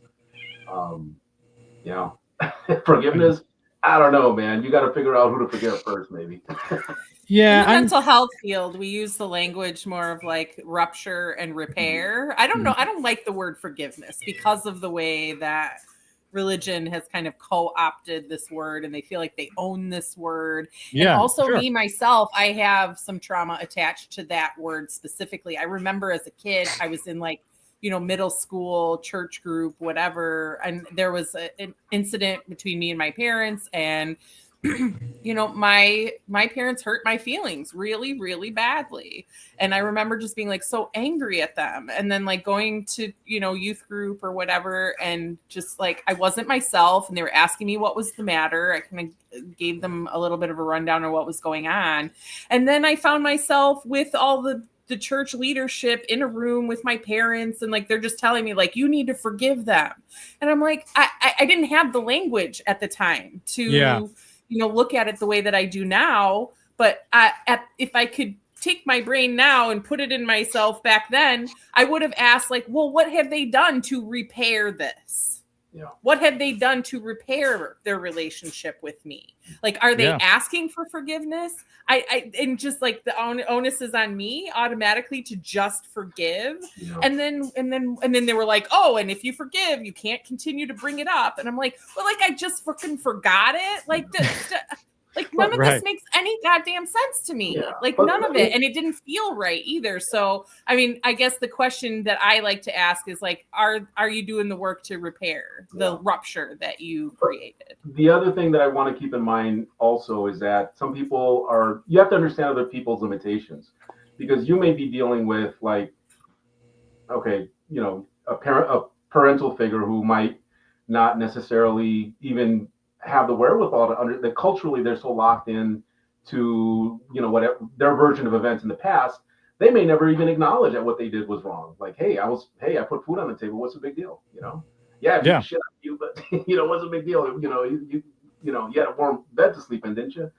And so I just think that there are sometimes that you do have to you have to find the strength within yourself, I guess, and the understanding too, to like really understand the context under which all these terrible things happen to you, because they there might have been a lot of ignorance there in terms of cultural ignorance, where that's how they grew up, and so and once you learn a little bit about their history, and I hear a lot of stories about how my own parents grew up, and how some of the things that we were exposed to, they were exposed to probably 2 or 3 times worse, and so they had a really, really rough upbringing.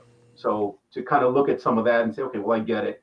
You came to me with none of these tools that would have made what you did better.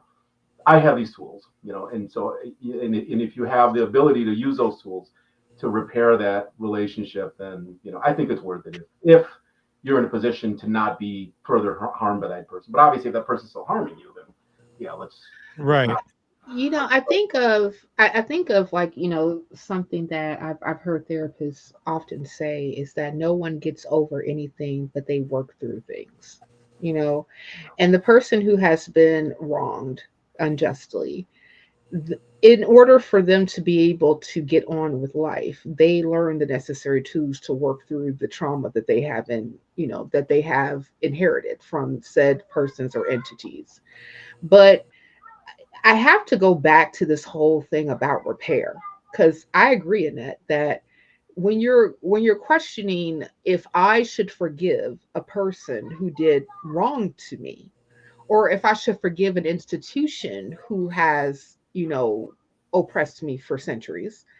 I'm talking to you, American government. Should I forgive you?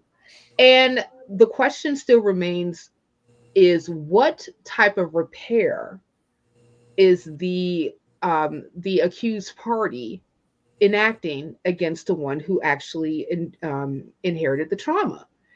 And I think that it's wrong for us to make people forgive those who have persecuted them unjustly. Mm-hmm. I know that when Peter asked Jesus, how many times did you forgive? 7 times. And Jesus said, no, it's 70 times 7, So he, just like this astronomical number. I think he said 70 times 70.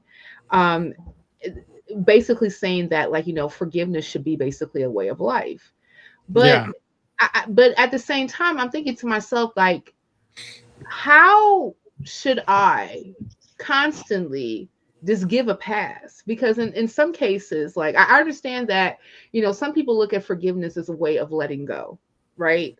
Saying that I'm not going to hold this entity, these units, this institution, this person responsible anymore for what they've done to me, so that I can move on. And if you look at forgiveness like that, more power to you. But I don't necessarily see it that way, because especially if the person or the thing is still in your life and they're constantly doing the harm, I'm like, how many times are you gonna forgive this person? You know what I'm saying?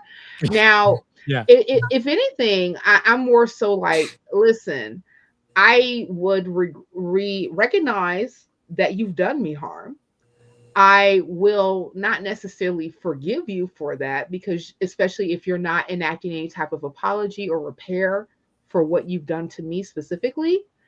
But what I will not do is continuously, allow it to live in my mind, because that's not going to be a way for me to move on as an individual, right? I'm not going to be able to, basically go on so that I can, thrive in life. But that doesn't necessarily mean that I have to forgive you for what you did. No, I remember what you did.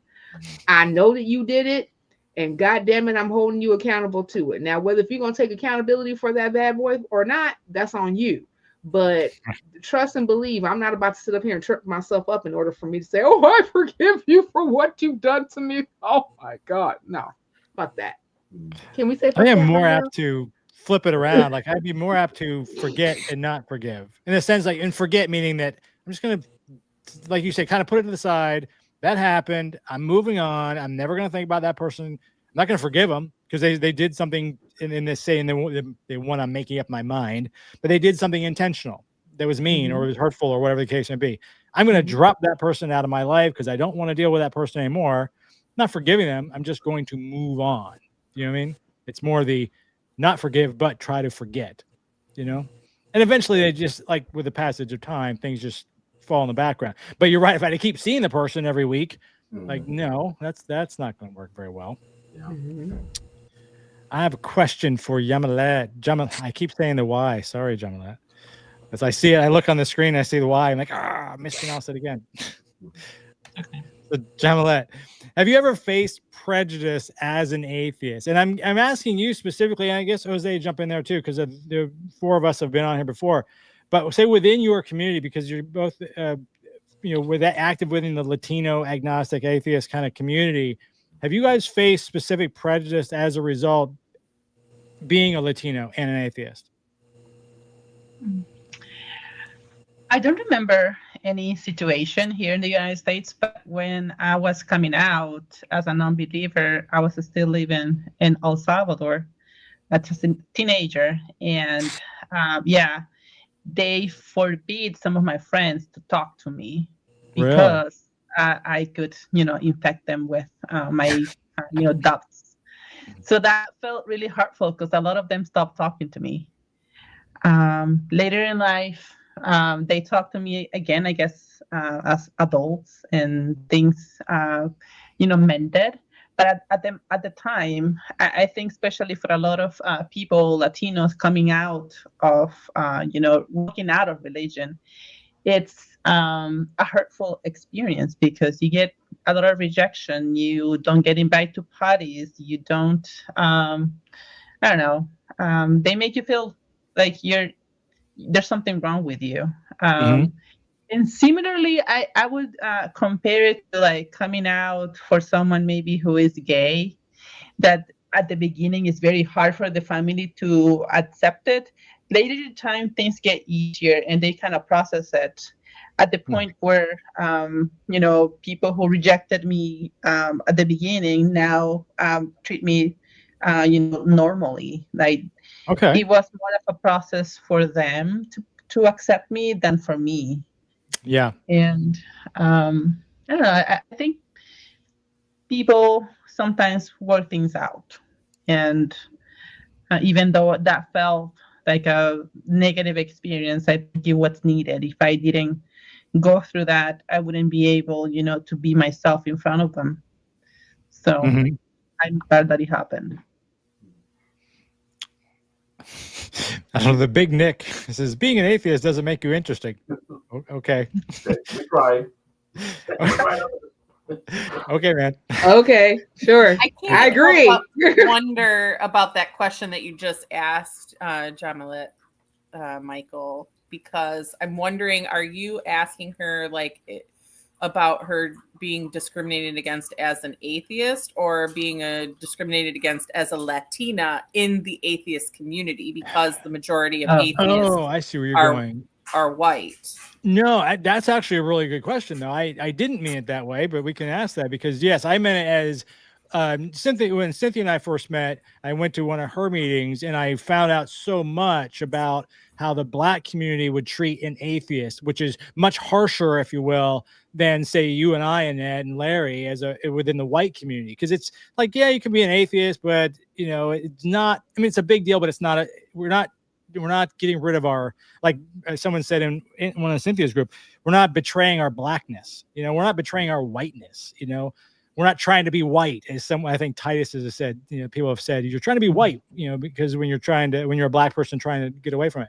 And I wonder if it's the same thing in a Latino community, because again, it's another very strong, very Catholic community as a general rule, right?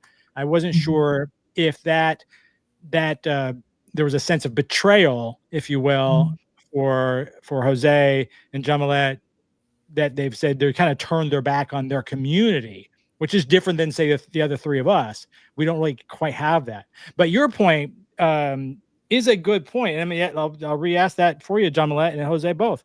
Have you had that? Have you had any problem from the white people? It puts us all on the spot. Do you have any kind of, do you feel, do you notice anything one way or the other in terms of being a Latino in an atheist community? You're certainly in the minority, right? Yeah. I mean, and the reason that I founded I started the class group was specifically because I had been to a couple meetups. And it's not that you feel excluded per se, because I mean, the issues are all the same. It's just that you look around and you're just like, oh, there's got to be more than just myself as a Hispanic Latino individual. Let me see who else is out there. And so for me, it was just a way to reach out and just to see who else was out there. And then when I started, actually, the very first person that came to a meetup group was a white guy. And I always thank him because he kept it going for like 6 months. We met up for coffee and he was really nice and everything like that. And, he just told me, he's like, yeah, just stay with it, man. Hey, I'll keep coming to coffee. And he came, after people started showing up, Hispanic people started showing up. Then, he still stayed with the group and stuff like that. And I think it's not exclusive to, it's not that I think, it's not exclusive to just Latino people. It's people who are kind of interested in the Latino Hispanic culture, things like that. And then they can come and they can meet other people of that culture, and interact and ask questions and, just have a good time.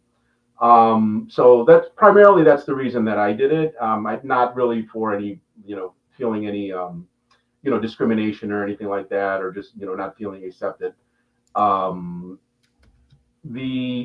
far as myself personally feeling or, experiencing any, discrimination or anything like that for being a Latino atheist, I haven't really. And I think that's just because I was born in Mexico, but I was raised here in Chicago.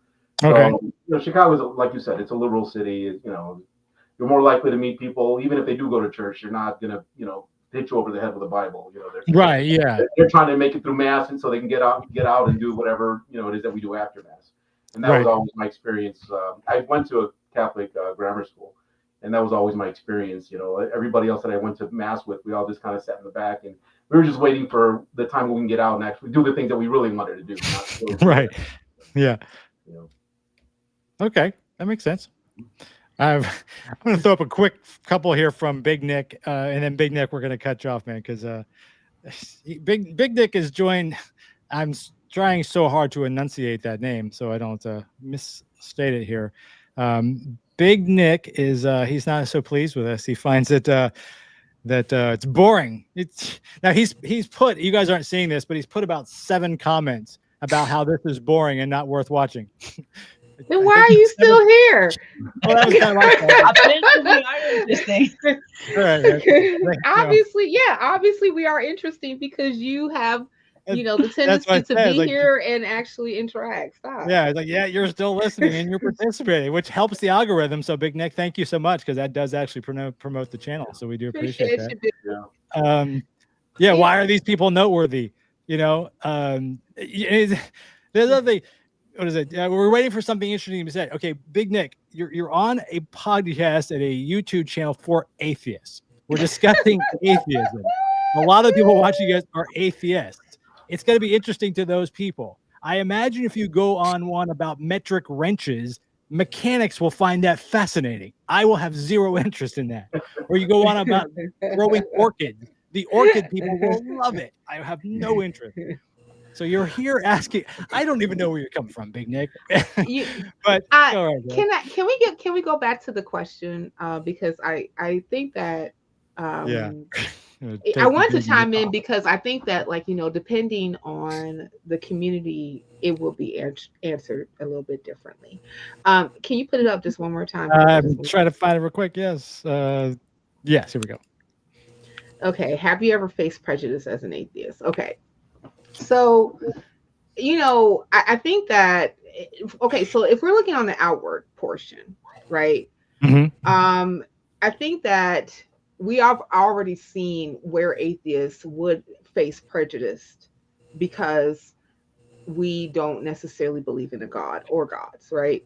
Mm-hmm. And on the macro level, we are seeing how that whole office that has been set up in the federal government concerning Christian persecution and the whole thing about possibly looking at and targeting atheist groups to see if they're causing harm to Christians and things of that nature. Yeah.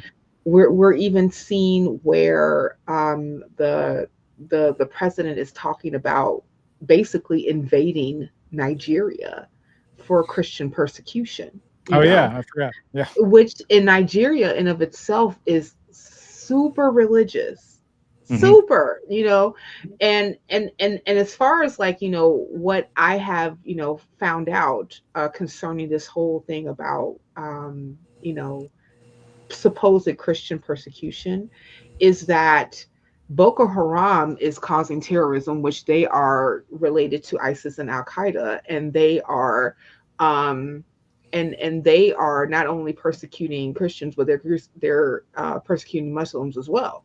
Mm-hmm. It's mostly like they're just trying to gain control over the area that they happen to be in. So that's more like a political coup, not necessarily, because you happen to believe this way versus the other. Mm-hmm.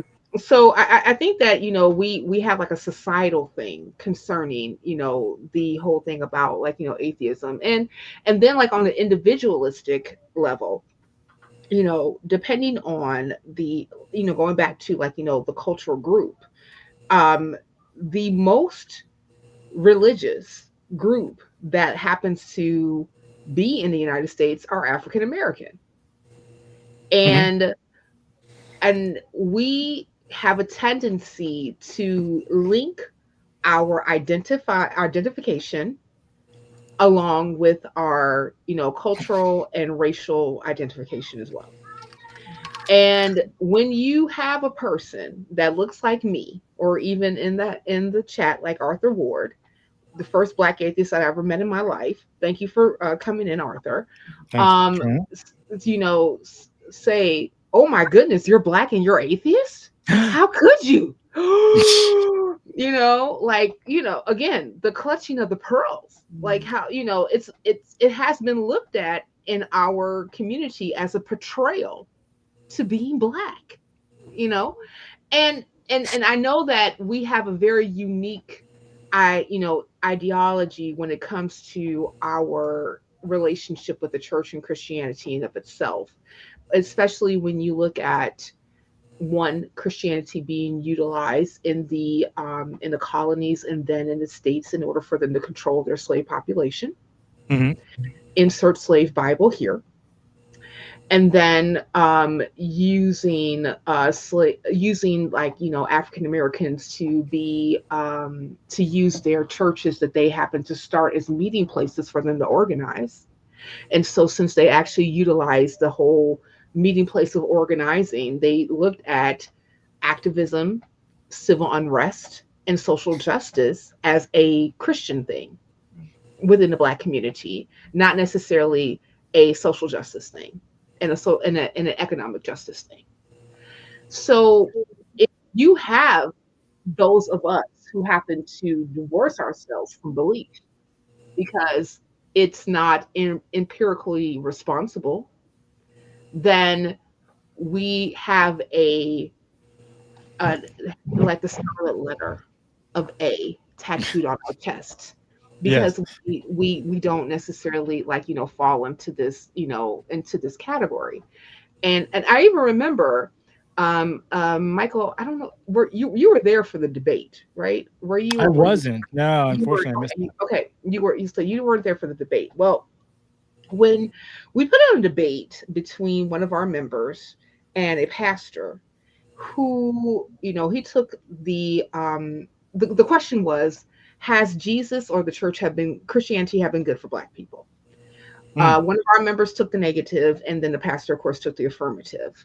And I remember afterwards, my mom was there, and my mother was kind of like, you know, pounced upon by the pastor's wife and say, like, how can you, like, stand, like, your daughter, you know, being basically an atheist, and, you know, you all have a relation, you know, and you know, my mom basically said to her, like, you know, well, when I listen to, like, a lot of these different things, and I even look back over my own life, maybe I've been indoctrinated too. You know, a whole person that goes to church just practically every Sunday. And for you, that was your mom? Yeah, my mom said that to the pastor's wife. You know, I was like, oh, how progressive of you, mother. Now, if you could just make that leap a little bit further, you know, regardless, that way I don't have to get up and take you to church. So close, I don't have to take you to church on Sunday mornings at 9 o'clock in the morning. I want to sleep, but that's neither here nor there.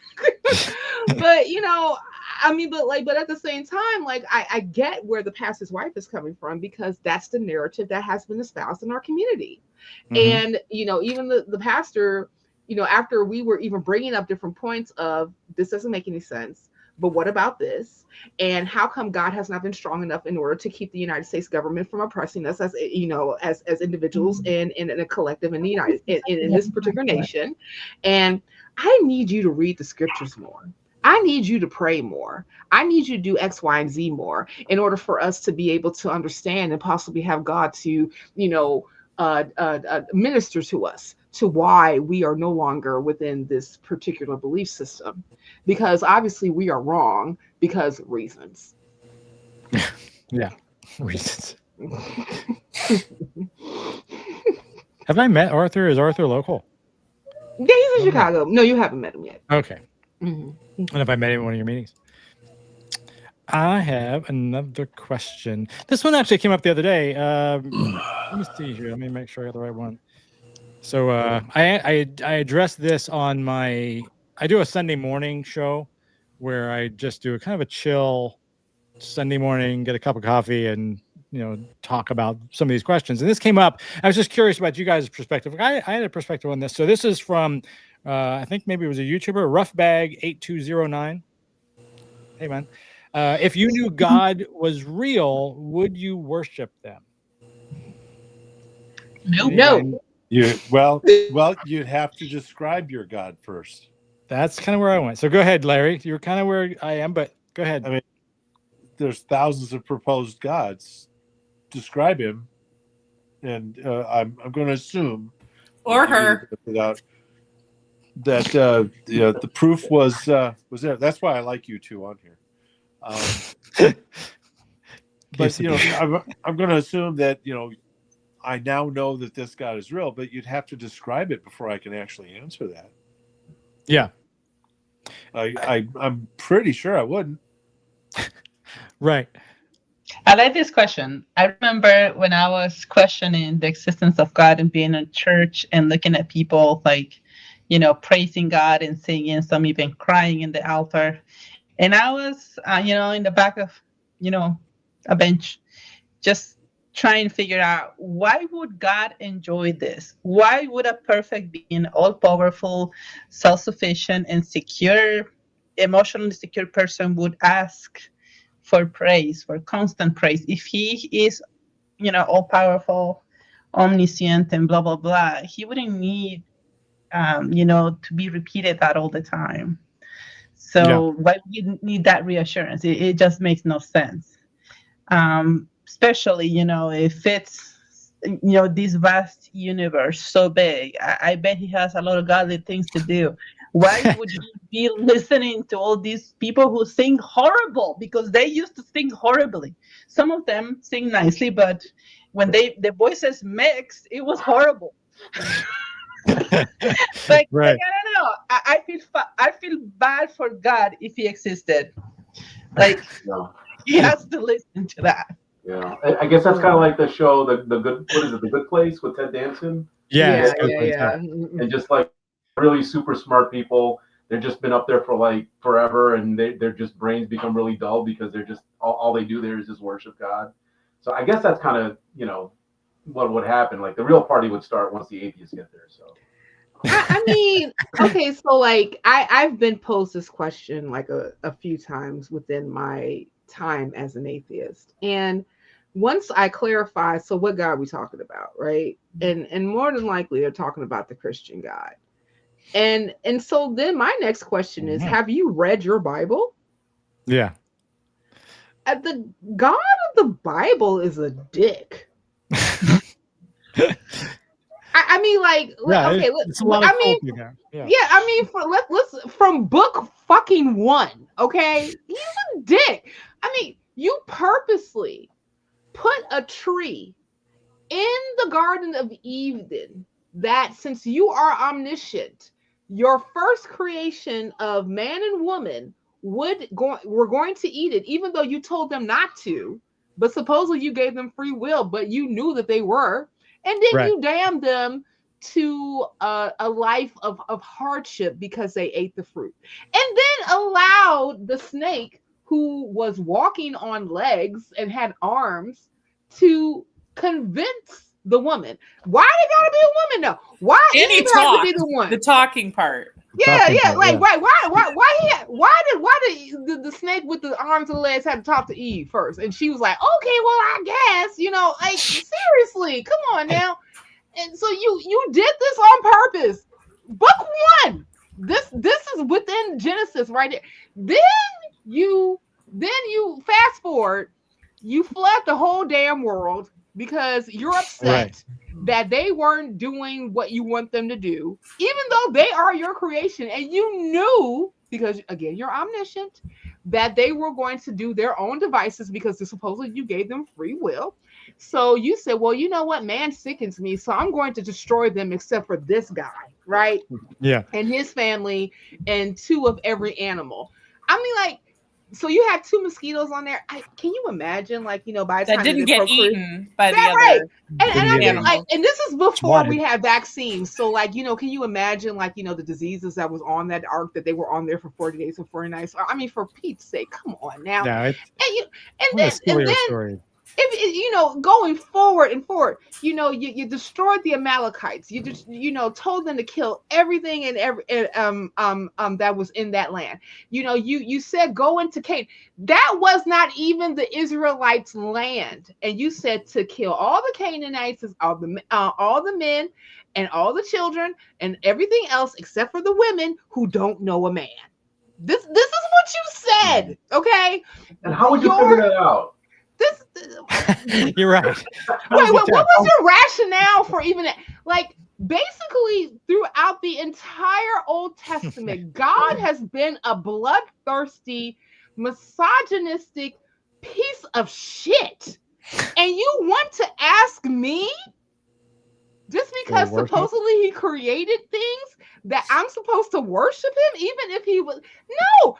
If you have half a brain, you would cuss that motherfucker out. That part right there. That part. Also, the worship. Yeah, even if The worshiping thing is such a ancient thing. Our ancestors used to worship, the corn and like a stone or The whatever. sky, the So sun, to whatever. me, that act of worship, it just means like ancient rituals that people did because they know better. I am actually amazed that we still do it. So I don't and I'm understand. sorry. If we were wrong and there is a God, oh my God, I think he will be offended that we think of him, or I'm sorry, yes, I have to cut you off because I have to address something that Arthur said, because that's the other part of it. Which one? Even if you look at like throughout history, we have seen Christianity and God belief utilized in order for them to be oppressive to people who happen to be not white.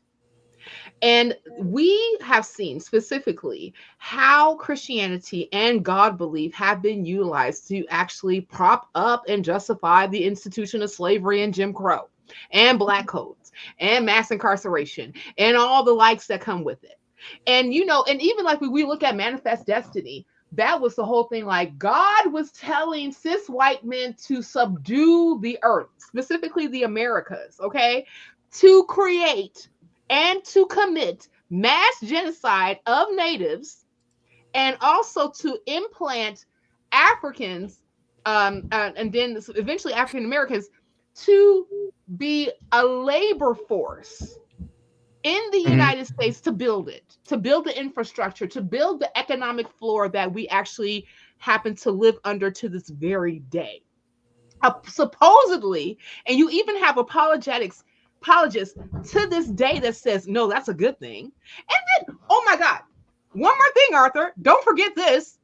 You even have black apologists that are saying that in order for us to even know who Jesus Christ was, it was important for us to be taken off of the African continent, brought to the United States so that we know who he was and work for him and work under the institution of slavery for 244 years and then go through Jim Crow for over 150 years.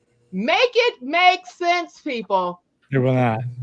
He works in mysterious ways. He works in mysterious ways. Mysterious ways. You're right, exactly. That is quite mysterious. It's a fucking mysterious ways to me. My goodness, what kind of mysterious ways is that? Fuck out of here. Okay, I'm done. Let's see, I'm gonna get two because we're running up on time. So I'm gonna give you maybe two more questions.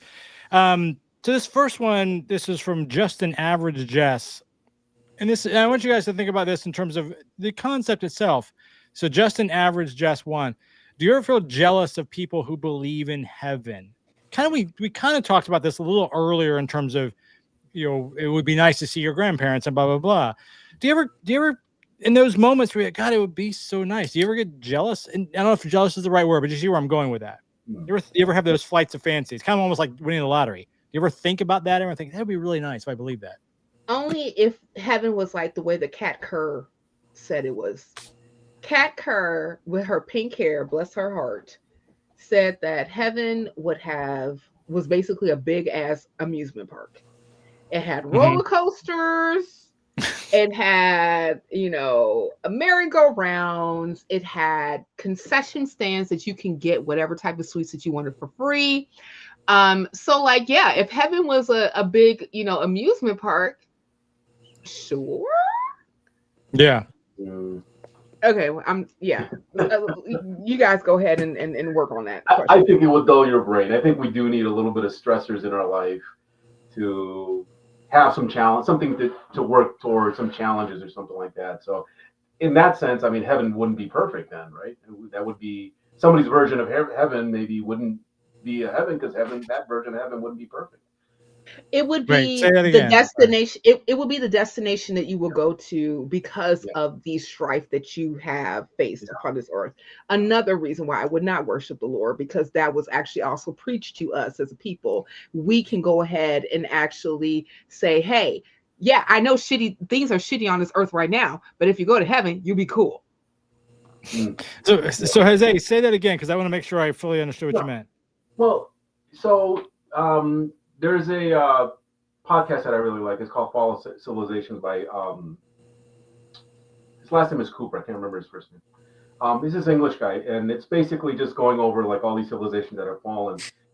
Talks a little bit about what gave rise to some of these civilizations, and one of the things that gave rise to these civilizations, what made us human, in other words, is that we found ourselves in Mesopotamia, and there was kind of a niche there where it wasn't, the environment wasn't so hard, right? So hard for people that they couldn't kind of develop higher learning and understanding. But it was harsh enough to where people had to invent things like agriculture and build all kind of ditches and rerouting all the water systems so they can irrigate their plants and stuff like that. So it's kind of like there's a little niche there in between. I think if we're going to keep heaven interesting, excuse me, it would have to contain some of those elements so that when we get there, we're like, okay, there's some work to do. Okay, I got something to do, and you got something to, not something so hard that it would be hell, but something still that would kind of challenge you, and it would still keep you like engaged. Otherwise, yeah, I completely see you just being a complete, I mean, if everything's spoon fed and given to you, and you get there and you can just pick cotton candy and go on your roller coaster ride. I mean, we really would start to look like all these sitcoms and the Simpsons, like Homer Simpson, right? It would be like, oh, we're having fun. I mean, I think I understand what you mean. What we would evolve into, right? In heaven. Yeah, no, I think you're right. There's the obstacles, like you said, as long as they're not so great that we can't overcome them, but the overcoming of things gives us the pleasure and the appreciation for that. You know what I mean? Like how, if my life is great, it's only great because I overcame when it wasn't great. Yeah. If it's always been perfect, like you're a cat, and my cat that lays around my house doing nothing all day, she doesn't have to hunt for anything. She's not in fear of anything. She gets fed. I mean, come on, that's not really that interesting or exciting. You never feel, I would think you wouldn't really feel overly pleasure, because what is pleasure if it's your constant state? Right? Yeah. Our cats are in heaven as we speak. Yeah.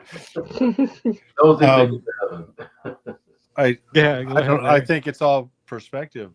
Like the heaven that Cynthia was describing a while ago, with the concessions, is the person working the concessions actually in their hell, or is it like Jose said, that they're doing Carney something?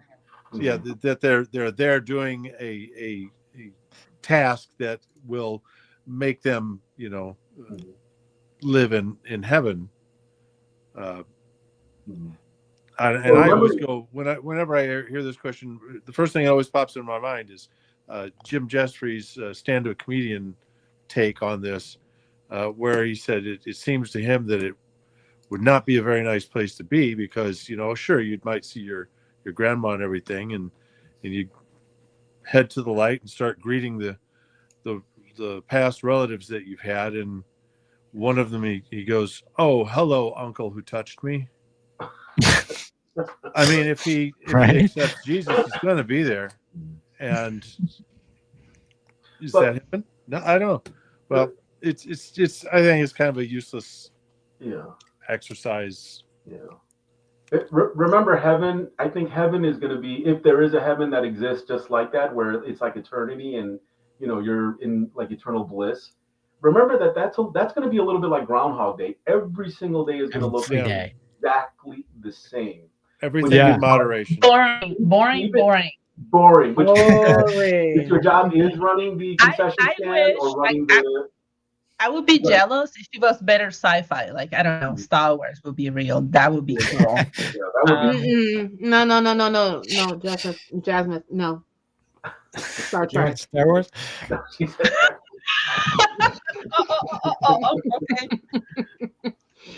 Star Trek. Also acceptable, better option than heaven. Yeah, for sure. I just think you're going to get insanely good at whatever you do, even if it's the hardest task in the world. If you have eternity to you're right. You're just going to get good, and at some point, that's just going to be like your reflex. You're not even thinking about it, and if you're not even thinking about it, you're not engaging your mind, and then your mind turns to mush anyway. So. And why did God have to have heaven when He created an angel who fell from heaven? Mm-hmm. And good isn't known as good until you have something to compare it to. Yeah. So would you even know you're in heaven unless you Well, knew? that's a good point. There was a How would you downside? know if it's always good? Carl's Carl's one of our friends here. So he says you're conceding that suffering and harm makes life desirable. Yeah, yeah, Carl. I don't necessarily. Wait. I don't necessarily think that we're saying that. Yeah. Well, I mean, we're saying that part of the overall life experience and the pleasure, like to Jose's point, the pleasure we get in life is the overcoming and the contrast. Let's put it that way. The contrast to the bad, right? My life is good as I sit here in my 3-bedroom apartment in Chicago compared to the guy who's living on a street, right? My life is very good because I can see how bad that would be. I am very happy with my life, right? But if I had zero understanding that someone lives on the street and this was the only thing I knew was this type of environment, it's not really pleasurable. It just is, right? There's no highs or lows for me to compare to. Yeah. So I'm not. I think where you're going with that. Suffering and harm doesn't make it desirable, but I do think it makes life recognizable. Yeah, I would agree with that, Larry. I mean, we'll go with that. I would agree with that. I mean, because like I think that we all understand that with life, there's going to be things that we overcome, right? Yeah. There's going to be rain's going to fall. It's not going to be sunny always. Arthur knows this. There's a favorite gospel song of mine called "Be Grateful," and it starts that God has not given us sunshine, but a little rain. That's just the way that it's going to be. But a little pain, and even the words are kind of drastic and funky, but it still definitely describes that in life.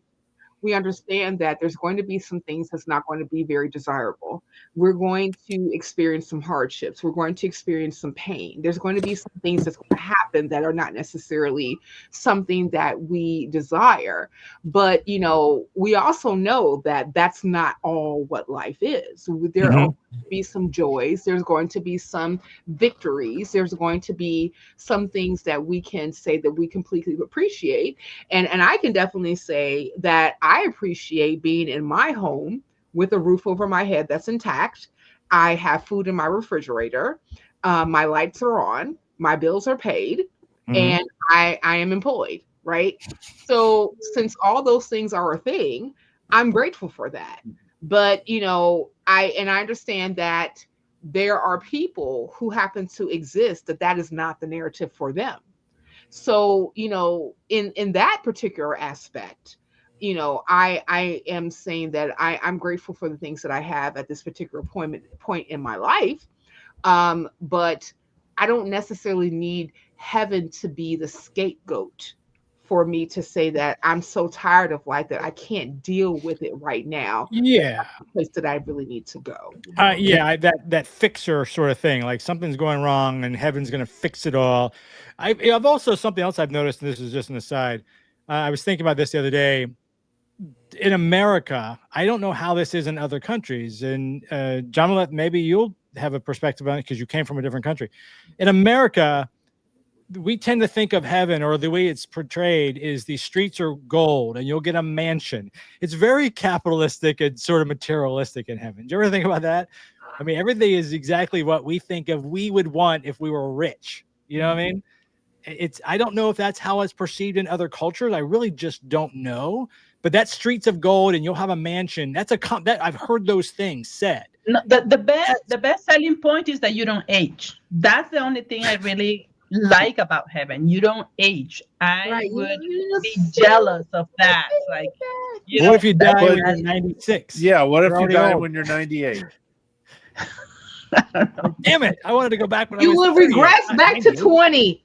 Yeah, when I was young and hot. For that part, I'm jealous. Okay. Yeah. Well, okay. Sure. I can be. That's 1 point. Especially as I look at my oh man, dude, when did I turn 50 something? Those bags of mine are killing me. All righty. I have one last question for yes, that's your violin, Larry. This is for Jose and Annette and Cynthia specifically. Just to give you guys a chance to give a little plug. And I'll start with you, Jose, since you're new to the group. just tell us a little bit about your community, the Latino community, the organization you put together. Then Cynthia, also about the Black non-believers, and then Annette, you can plug our little organization we have here. So go ahead, Jose. I'll start with you. Yep, I'll keep it short. So we started the group in 2009. I think we were up to about 150, maybe 180 people here and there. Our groups, I don't think have ever been, the actual meetups themselves, they haven't been any bigger than what Demi did. We maybe had 20 people once, back at the Buzz Cafe in Oak Park. But since then, I think we're just down to like 5 or 6 people that just kind of get together on a semi-regular basis. Okay. Really good group. I mean, these are people that I consider lifelong friends, just the greatest folks. We always have plenty of laughs and everything like that whenever we have a chance to get together. As far as other communities that I would recommend,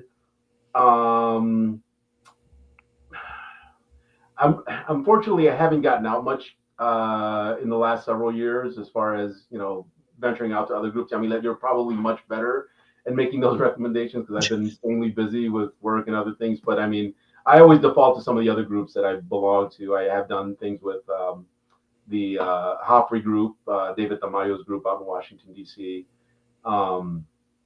Let's see. Yeah, no other groups are coming to mind right now. So that's fine. With your group, I know you're on Facebook. Is that the main place to find your group? Yeah, that's going to be the main place. We used to be on Meetup, but then it just makes sense to do it. Yeah. No, I agree with you. And anybody can join. You don't have to be Latino. Not at all. Nope. We love folks of every stripe, color, shape, even, politics. I mean, we've had a lot of people that, I'm pretty sure voted for, Trump or whatever, or people that like, have other ideas, right, and things like that. So, yeah, I just think it makes the group interesting when we do have, a wide variety of opinions, because we agree on just about, obviously as atheists, we agree on the central concept of atheism, but then beyond that, I mean, it's kind of the Wild West, whatever, other opinions people come to the group with. I'm so happy to hear you say that. In fact, when people join our group, the Chicago group that Annette will talk about in a second, that's one of the things I've tried to make people realize, is that there's one thing that you should expect us to have in common. And it's just a general sense of atheism or agnostic in that sort of realm. Yeah. Outside of that, all bets are off. I mean, and I'm like you, I would love to see more conservatives or Republicans or Muslims or the broad thing, because if I could get a conservative Republican, but an atheist, that's a nice head in the right direction, right? Because atheism it should be broader than it is, and it shouldn't be so tribal in terms of politics. Unfortunately, it kind of is. But I would love to see more people from other sides of the political aisle, but they share atheism, because that would change the dialogue, right? I would love to see that. So I agree with you. Thank you, Jose. Okay, Cynthia, tell us a little bit about your group and how we can reach you. Yeah, so I am the affiliate lead organizer of the Black Non-Believers of Chi-Town. We have a Facebook page, but it's usually best to work with us through Meetup. We normally have meetups every month. I have yet to put up the meetup for this month because I've been super busy and starting a job. So there's that. But we do all types of things. Like we, do meetups at the library. We do brunch. One of my favorite things to do is, the planetarium, because like a lot of people get into that because they like astrology and whatnot. And sometimes we even have like, Zoom meetings as well. That way we can, basically like around a topic, or sometimes like we watch documentaries or movies or something like that and just have a key. It's cool. We invite everybody to come. You don't have to be a Black atheist to join the Black Non-Believers. Just note that we do amplify Black voices within our group, but we are welcoming to everybody. There's no type of threshold per se, other than participation, for you to be able to be a member. And as far as like, difference of opinions, I mean, like we have like people within our group that, most of us happen to be pretty left, right? But, even within that fray, there is difference of opinion on how to proceed with these different things. So, and like I said, we hosted debates, and we love having dialogues even with people who have difference of opinion, because that way we can kind of see like where we differ and where we meet, and then kind of have like a middle ground and go from there. So that's that. And then shameless plug, I also have a YouTube channel called At the Roots, The Roots Matter, which is also on YouTube. So I talk about politics and news, and even some like religious news as well, from a secular humanist skeptical point of view that happens to be hosted by a Black woman such as I. So please subscribe to my channel, check out my next video. I have a new video that went up about, guys, get this, pastors using an AI called Chat Jesus to bring more people into church, since the church is bleeding membership. Yeah. It is a business and it's strategy. Yeah, so that's the latest strategy that I read about using. Yeah, so like it's chat bot Jesus, and I even tried it myself. Like you can download this app. You can ask Jesus questions. Sometimes you can even ask Mary, Joseph, and even Judas questions as well. Okay. And they will respond. But the thing about it is that sometimes like politics gets within the the conversation as well. So you have to learn how to like maneuver that too. So yeah. So that's my latest video. And then I have another video coming out tomorrow talking about the emails that came out, Yeah. So, yeah, that's fun. So check all that out. And yeah, we're on Meetup. So like if you just like put in Black Non-Believer Chi-Town, that's going to come up. When this broadcast is over, I will be putting up the latest meetup that we're going to be doing on November 30th. We're going to do like a Friendsgiving brunch, there you go. One of the restaurants that one of our members have recommended. So that's perfect. We'd love to see you guys come out. Listen, they had me at Grits Flight, okay? And it's BYOB. So yeah, check that out. Yeah. Okay, I'm done. No, that's fine. And Annette, do you want to talk about our group? Great. Or Larry, either one. You can both talk.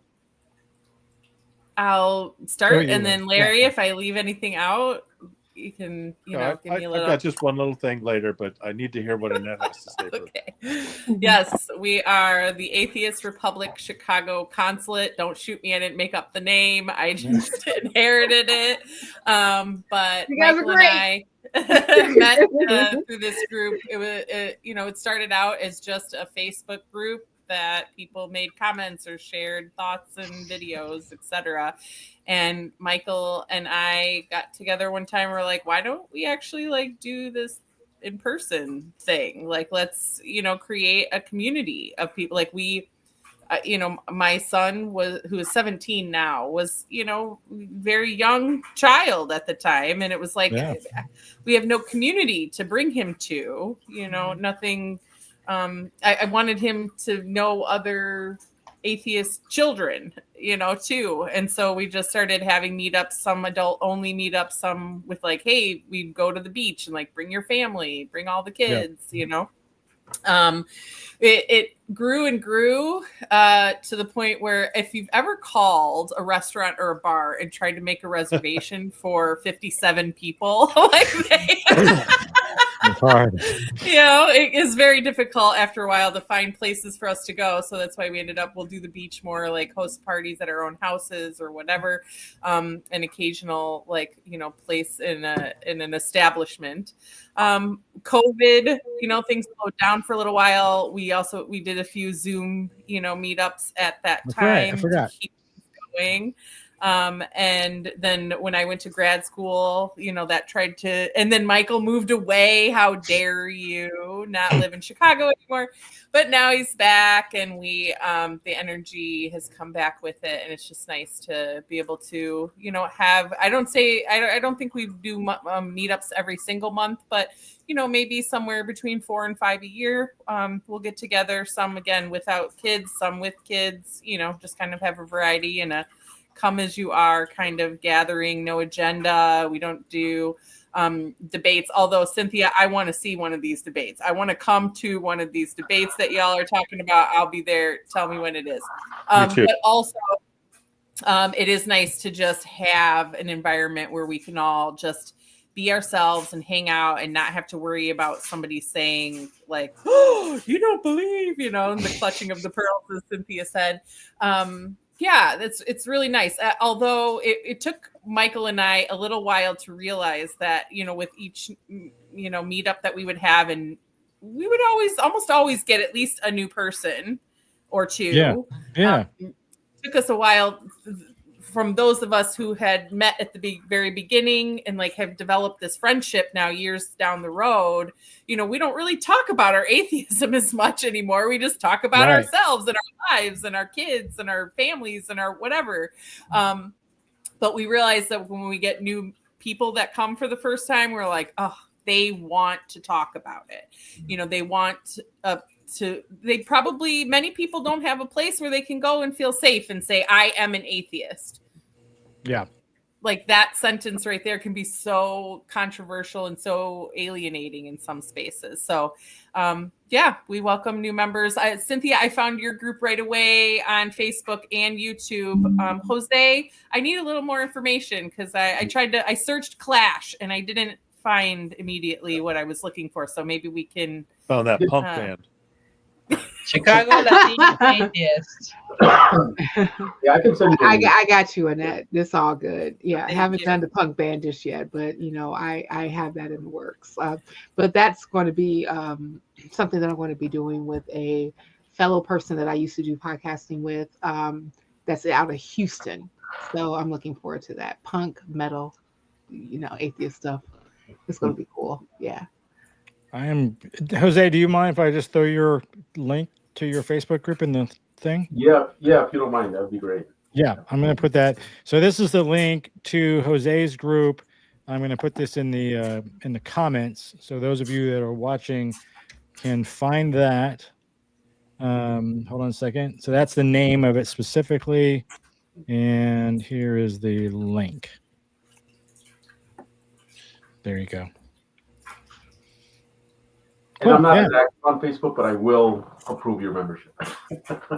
Okay. Eventually. You approved me pretty quickly, so that was good. So yeah. So just Larry, just a real quick thing about the Atheist Republic Chicago Consulate Group. I think one of our biggest accomplishments was recreating the Last Supper at a Dave & Buster's, which was. I forgot about that. That picture is still around, so maybe we can post that. And Tanya was Jesus. She had the perfect hair for it too. That's right. Listen, well, I'm going to put the Black Non-Believers throw that in the comments. In the comments so the people can join. Love to see you at our, latest stuff. And then also I need for an updated Dave & Buster's meetup to do the Last Supper. I need to participate. There you go. And I don't we can do it again. Yeah. Can I be? I want to be Judas though. Sure. Yeah. Yeah. Pick whatever role. Do some studying. Yeah. One of the other. Yeah. Yeah. It was a hell of a lot of fun watching the server try to get us all in on the long table and get a picture, but we got a nice picture out of it. But one of the things I'd like to mention, and I have no affiliation with this, I just think it's a good cause, and I think it's a unique way to give to charity. And Cynthia probably is aware of what this is. There is a charity drive called Vulgarity for Charity. And what they do is this year they're working for the Recovering from Religion Foundation. And what you do is you go to the recoveringfromreligion.org website, donate money, if you any amount, but if you donate $50 or more, you fill out this form and you can tell them what you would like to have roasted. It can be a person, a place, a thing, a company. For instance, I had a roast for people when I used to drive for Lyft and Uber. My roast was about people who say they'll tip you in the app because they never do. And if I took a pizza halfway across one town, I'd get a $3 or $4 tip. If I took a human twice as far, nothing. So that was what my roast was about. But it's a hell of a lot of fun. It's put on by 2 podcasts. One is Scathing Atheist. The other is Citation. I'm sorry, Cognitive Dissonance, which is based here in Chicago. So you go to recoveringfromreligion.org, donate some money, fill out this form, tell them what you want roasted. If it's like your nephew or your mom or whatever, send them a picture, give them something to work with. They'll come up with some of the most unique and hilarious things that you've ever heard. Then you can go to their podcast and listen to them read off your roast. Yeah, no, it's great. No Illusions, Eli and Bosnick. Eli Bosnick, and I forget the other guy who's on Scathing Atheist. And then you have from Cog Dissonance, Heath Enright. Heath Enright, Or Heath Enright. Heath and Tom. Like Heath and Tom, specifically, doing, and of course, I worked with Recovering from Religion before. I know Daryl Ray, who's the one who started it. We've even been, done podcasts and YouTube shows together. I got a chance to even interview him one time, and I asked him, is there a reason why I'm tired when it comes to anytime that somebody mentions sex? And that was hilarious, and because that's like his thing, right? To talk about stuff like that. But yeah, no, that's a pretty good organization. Freedom from Religion Foundation is a great organization. I worked with them as well, and of course, Black Non-Believers is an excellent charity. Yeah, I put all those in there. I put that last one in there as well, Larry. But Excellent. I think we'll wrap it up for the evening. Thanks, guys. I appreciate everybody. First of all, for all the people at home, thank you for tuning in. We always enjoy these, and we appreciate your comments, even when the comments that seem a little nutty sometimes. But Big Nick, his name, whatever the hell your name was. Carl. We didn't really get a chance to talk too much, Carl. You kind of came at the end. We were wrapping up when you came in, but we do appreciate you joining and being respectful. So we do appreciate that. And for the 5 of you, thank you so much for joining. I really do love it when you guys all join these calls because it gives me a chance to learn different things and hear different perspectives. And I really, really enjoy that. Again, for all of you at home, atheistville.com is our website. You're obviously on the YouTube channel. We do an audio podcast as well that you can pick up, on Apple and Spotify, every place where you get your normal podcasts.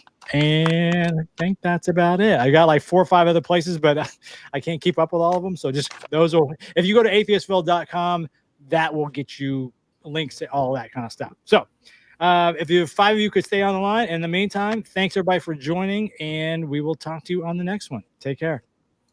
Bye, everybody. Ciao. Bye.